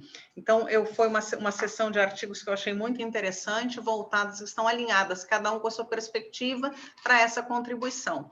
E eu gostaria, então, de abrir para a plateia, caso tenham interesse em fazer questionamentos, ou se alguém, seu artigo, tiver interesse em apresentar alguma contribuição, algum fechamento, enfim. Mas, assim, todos os artigos estão de parabéns, são artigos que, claro, de uma forma ou outra, alguma coisa a gente diria que precisaria de um aperfeiçoamento, uma submissão posterior ao periódico, mas, em linhas gerais, o relato técnico que a Laísa foi a nossa única apresentadora nessa sessão, né, mas que apresentou uma situação de gestão em função das cheias, né, muito interessante, de previsibilidade, né, e todos os demais artigos também são artigos que contribuem muito para o repensar nessa área portuária. Então, eu abro a palavra, caso alguém tenha algum comentário, alguma sugestão, algum questionamento, fiquem à vontade. Eu vou tirar o meu áudio para que não haja interferência, mas eu estou aqui moderando. Alguma manifestação?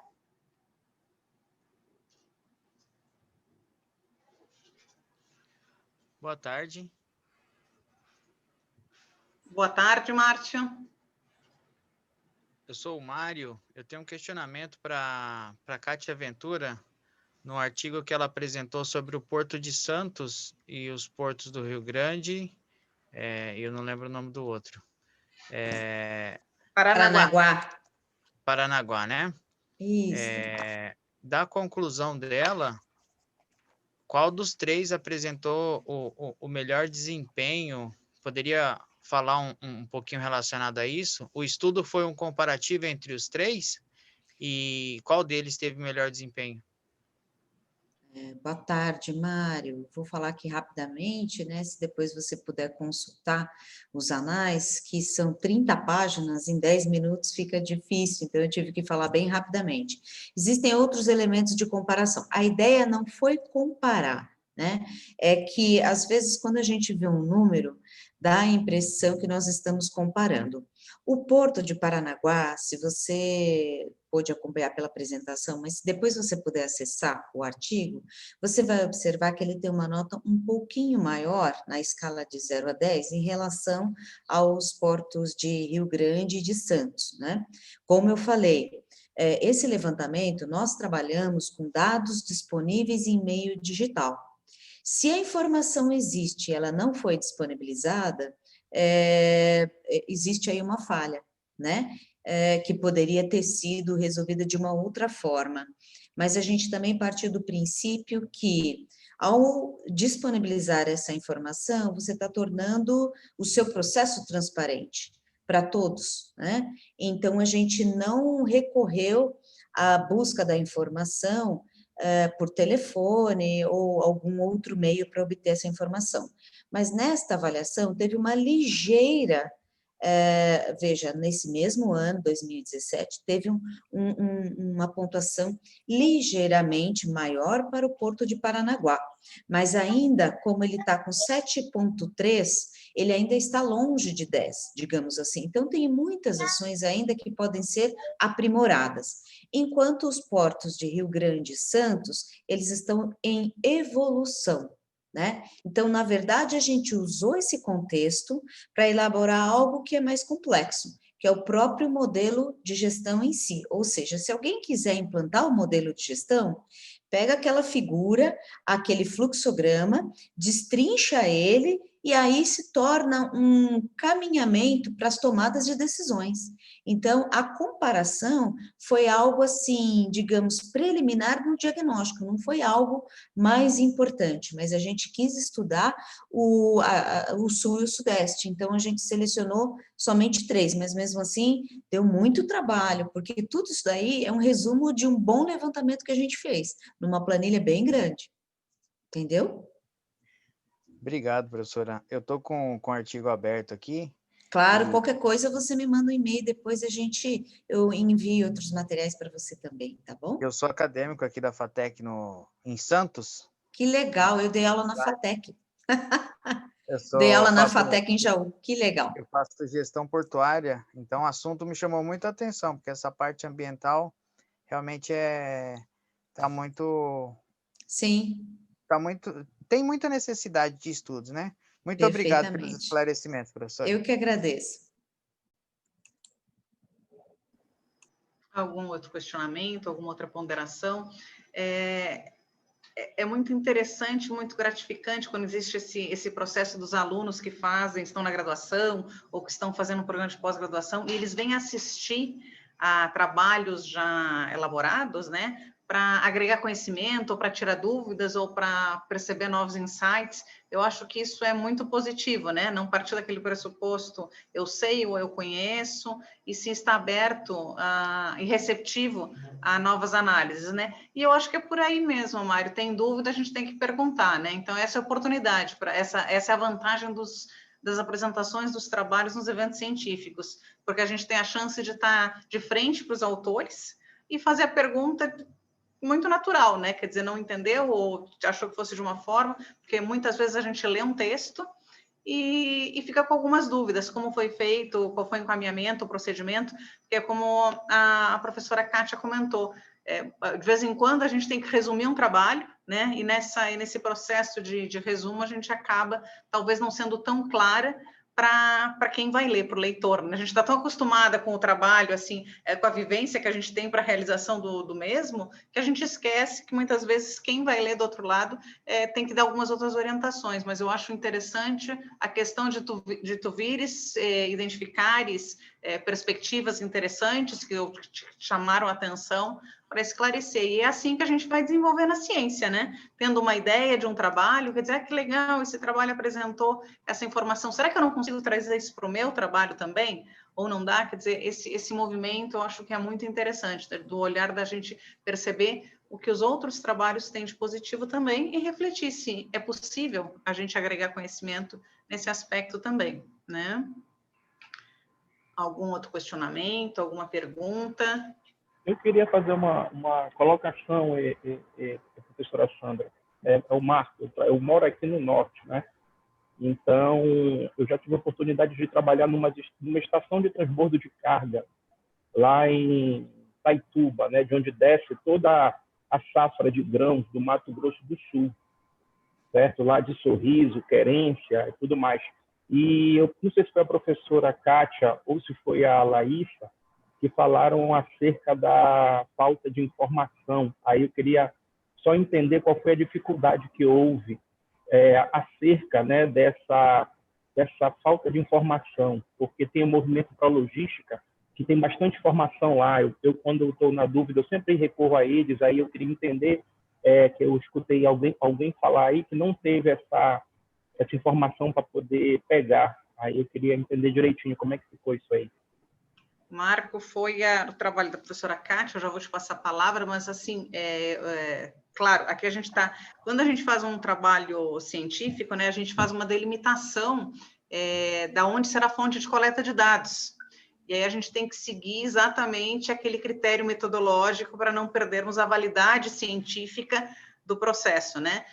Por isso foi uma questão em que a gente, quando pensou no Cidesporte, termos as duas modalidades, o artigo científico e o relato técnico, porque o relato técnico ele tem uma flexibilidade de trazer a realidade para uma apresentação dentro de um trabalho sem formalidades e exigências metodológicas, de rigor científico de alguns procedimentos metodológicos, né? Marco, e aí eu entendi quando li o artigo, enfim, e passamos pelo crivo de avaliação, exatamente, a professora Kátia vai poder complementar, mas que era exatamente do documento onde foi identificadas as informações, onde elas foram buscadas, que essas informações não constavam. Então, em função dessa falta de evidenciação explícita no documento, é que não foi resgatado.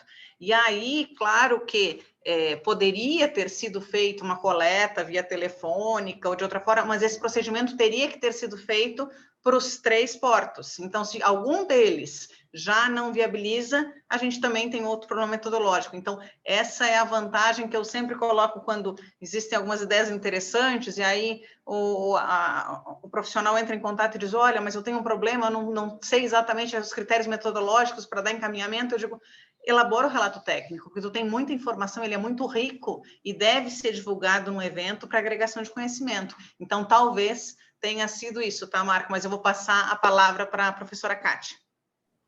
Tranquilo.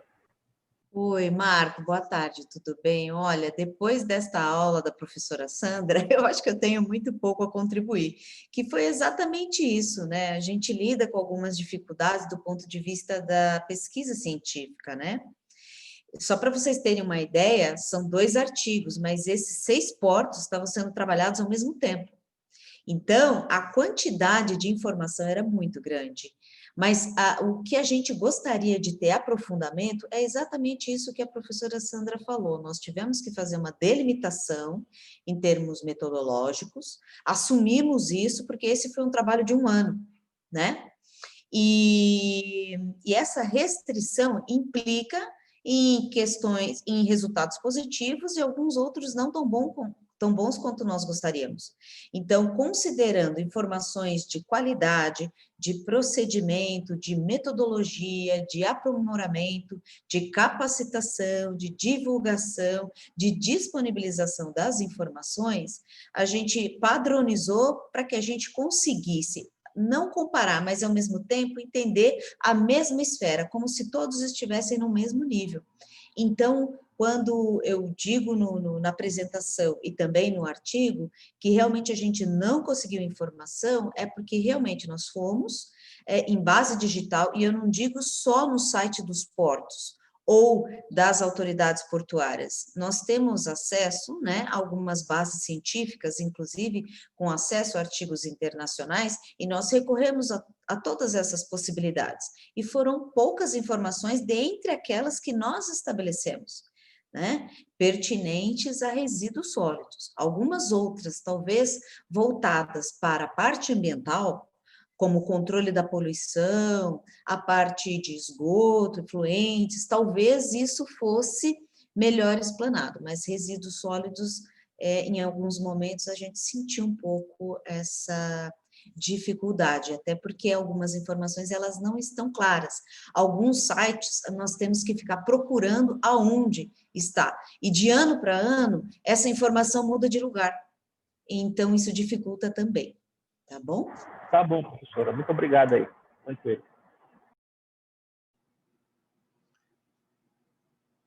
Marco, ficou esclarecido? Eu vi que a Marina fez uma pergunta para a Laísa, né, no chat, e a Laísa já foi rápido e já respondeu também, né, Laísa? Já deu cabo do recado aqui no chat.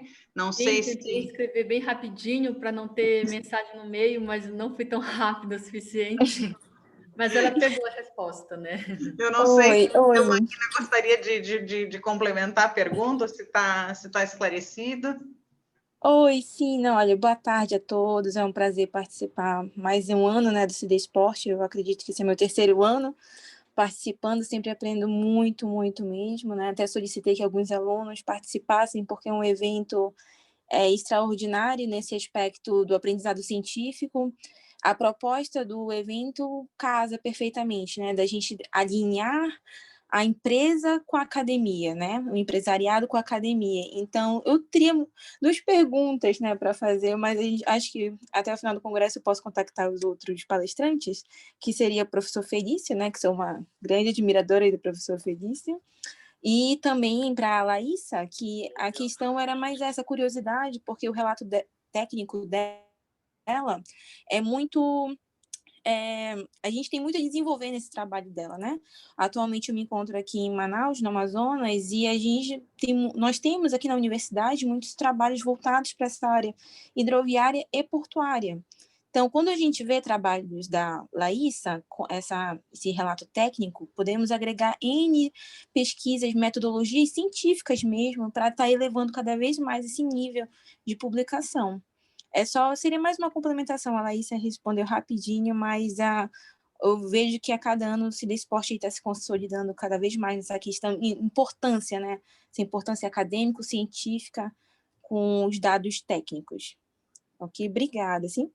Marina, é um prazer tê-la novamente conosco, né? Espero que siga, se esse é o terceiro ano, eu espero que isso se multiplique por dobro, triplo, né? E assim por diante nas realizações do Cidesporte. E se tu quiseres questionar ou fazer algum comentário a respeito do trabalho do professor Felício, sinta-se à vontade. Ainda temos alguns minutinhos.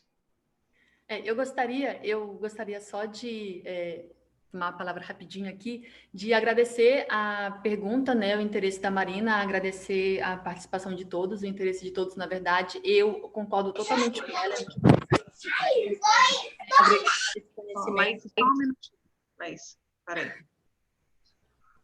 Agregar os problemas da tecnologia. A gente tem que... Acontece com todo mundo, né? Aconteceu até com o professor, por que não ia acontecer comigo? Mas é muito interessante quando a gente consegue trazer esse conhecimento que a gente aprende, né, na academia para a vida prática, para as empresas, quando a gente trabalha e poder fazer um trabalho de qualidade, já que a gente desenvolveu todo esse conhecimento, né, na academia. Poder juntar os dois, principalmente, é muito motivador, digamos assim, né, para a gente agregar, porque a gente está sempre aprendendo e agregando conhecimento. Então, só concluindo a resposta que eu dei para a Marina, caso a maioria não tenha lido, eu não citei nomes de empresas porque era uma recomendação, inclusive, do próprio artigo, mas esse estudo ele foi encomendado pela empresa que atua lá nos terminais de Porto Velho, PVH1 e o PVH2, e nós, inclusive, já estamos no segundo passo, né? A construção do PVH2 ela foi feita considerando os resultados, né, do nosso estudo, e nós já estamos no passo seguinte agora, que é justamente fazer os estudos de atracação e de manobra de navios nesse terminal. E eu vou ficar muito feliz se você entrar em contato depois para a gente conversar mais a respeito. Sim, sim, com certeza. Eu quero lhe chamar, Laísa, para você fazer uma palestra para os meus alunos aqui, né? Contar um pouquinho sobre a importância desse cálculo estatístico, né? Estudo de cotas, isso é muito importante, né? Eu tenho uma turma de hidrovias e tenho certeza que eles vão se interessar muito pelo que você tem para passar para eles. Ah, muito obrigada. Já aceito.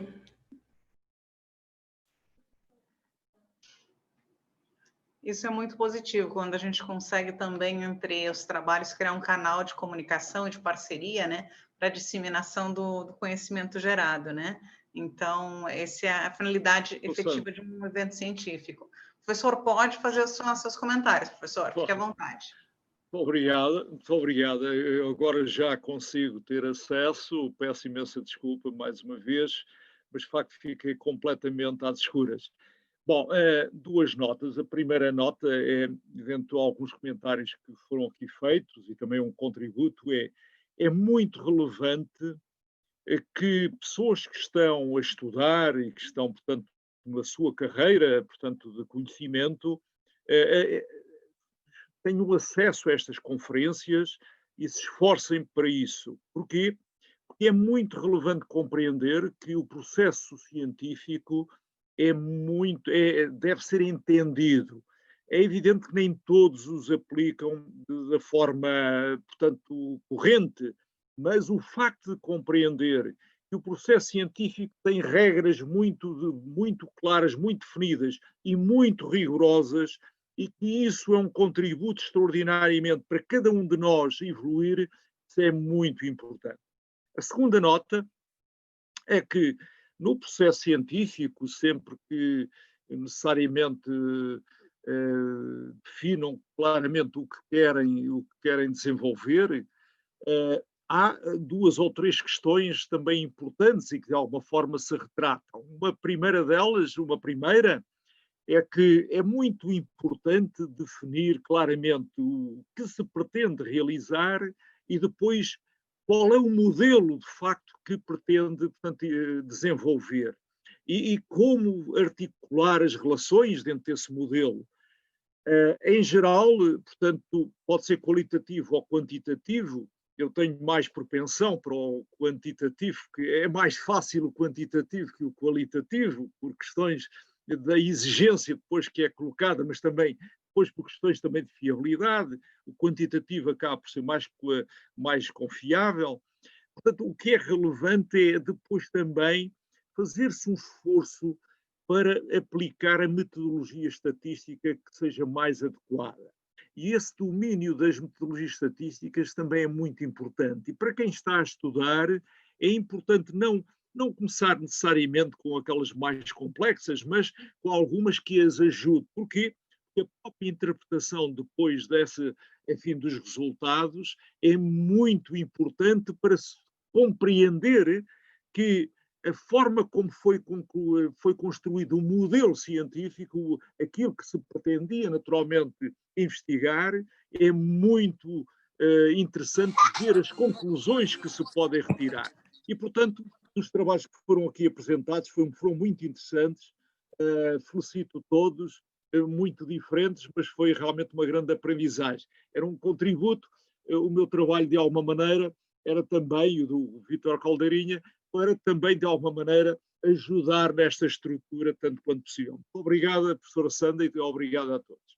E obrigado à Marina, que tem sido, de facto, a Marina Aranha, um agradecimento muito especial.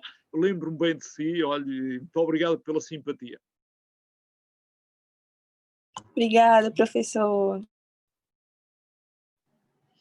Obrigada, professor Felício, pelas suas considerações, né? Então, é um momento da gente também rever, né, colegas, parceiros que estão tão distante, né, enquanto estamos um no Brasil, outro em Portugal, mas a internet, nesse momento, ela facilita essa convivência, né? Existe algum outro questionamento? Vocês teriam oportunidade agora.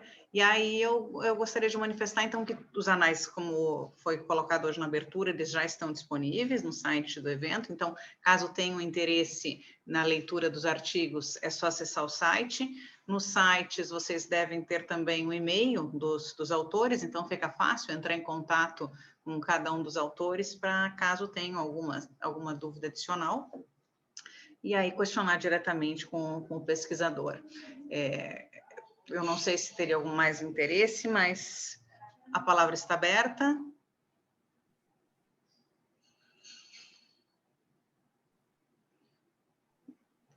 Se não, eu acho que a Stephanie, né, ela tinha solicitado a resposta de um questionário pelo chat, eu acho que está tendo resposta, né, Stephanie? Eu acho que está conseguindo pela resposta que tu colocou. Então, aos que puderem, que trabalhem na área, se puderem auxiliar, que a gente também sabe o quanto é difícil o processo de coleta de dados, né, nas pesquisas científicas que a gente solicita que os nossos alunos se engajem a desenvolver e a construir conhecimento. Então, os processos de dissertação, enfim, né, hoje a maior dificuldade que nós temos é o processo de coleta de dados, ainda mais com a pandemia, que ela acabou nos restringindo o acesso às organizações. Então, esses fóruns, como os eventos científicos, acabam sendo uma oportunidade de se solicitar aos respondentes que contribuam com seu conhecimento para que a pesquisa possa sair, né? Porque em muitas pesquisas, sem os dados, sem as respostas, nós não temos, a pesquisa não ocorre, né? E aí o aluno que fez toda uma trajetória de um processo de elaboração metodológica, do design da pesquisa, quando chega no processo de coleta de dados agora, esse ano em especial, né, não consegue realizar o seu trabalho, né? Então, isso é uma situação que a gente está tentando, todos estão tentando lidar e compartilhar, independente das universidades que necessitam de auxílio de coleta de dados. Se for vinculado à área, claro, portuária, a gente está apto a ajudar nesse momento. Bom, nós temos, a nossa sessão está encerrando, então, eu gostaria de agradecer a todos os palestrantes, principalmente pela belíssima explanação, aos nossos ouvintes, que também eu me sinto muito honrada e privilegiada com esse grande número de participantes, ainda mais numa modalidade online, considerando que nós estamos no dia 25 de novembro, e desde que a pandemia iniciou, o que a gente vê todo dia, a gente abre o e-mail, o WhatsApp só cai, live, evento, congresso online, a gente não sabe mais o que fazer para dar conta, a gente já está um momento que estamos cansados de assistir ou participar de coisas online, dá para dar uma palestra, enfim. Então, nesse momento, assim, eu me sinto muito lisonjeada com a presença de todos, num final de ano, em que todos já estão, assim, no último sufoco dessa nova modalidade, né, de estarmos aqui presentes, e nós, então, faremos um intervalo, porque depois nós iniciamos às 4h10, a segunda sessão de apresentação dos trabalhos científicos. Agradeço muito a presença de todos e nos vemos na sequência. Um intervalinho para cada um tomar um café. Desse ano não vai ser um coffee break, né, onde a gente vai poder conversar no saguão, mas cada um vai tomar um cafezinho na sua casa. Muito obrigado e até a próxima sessão.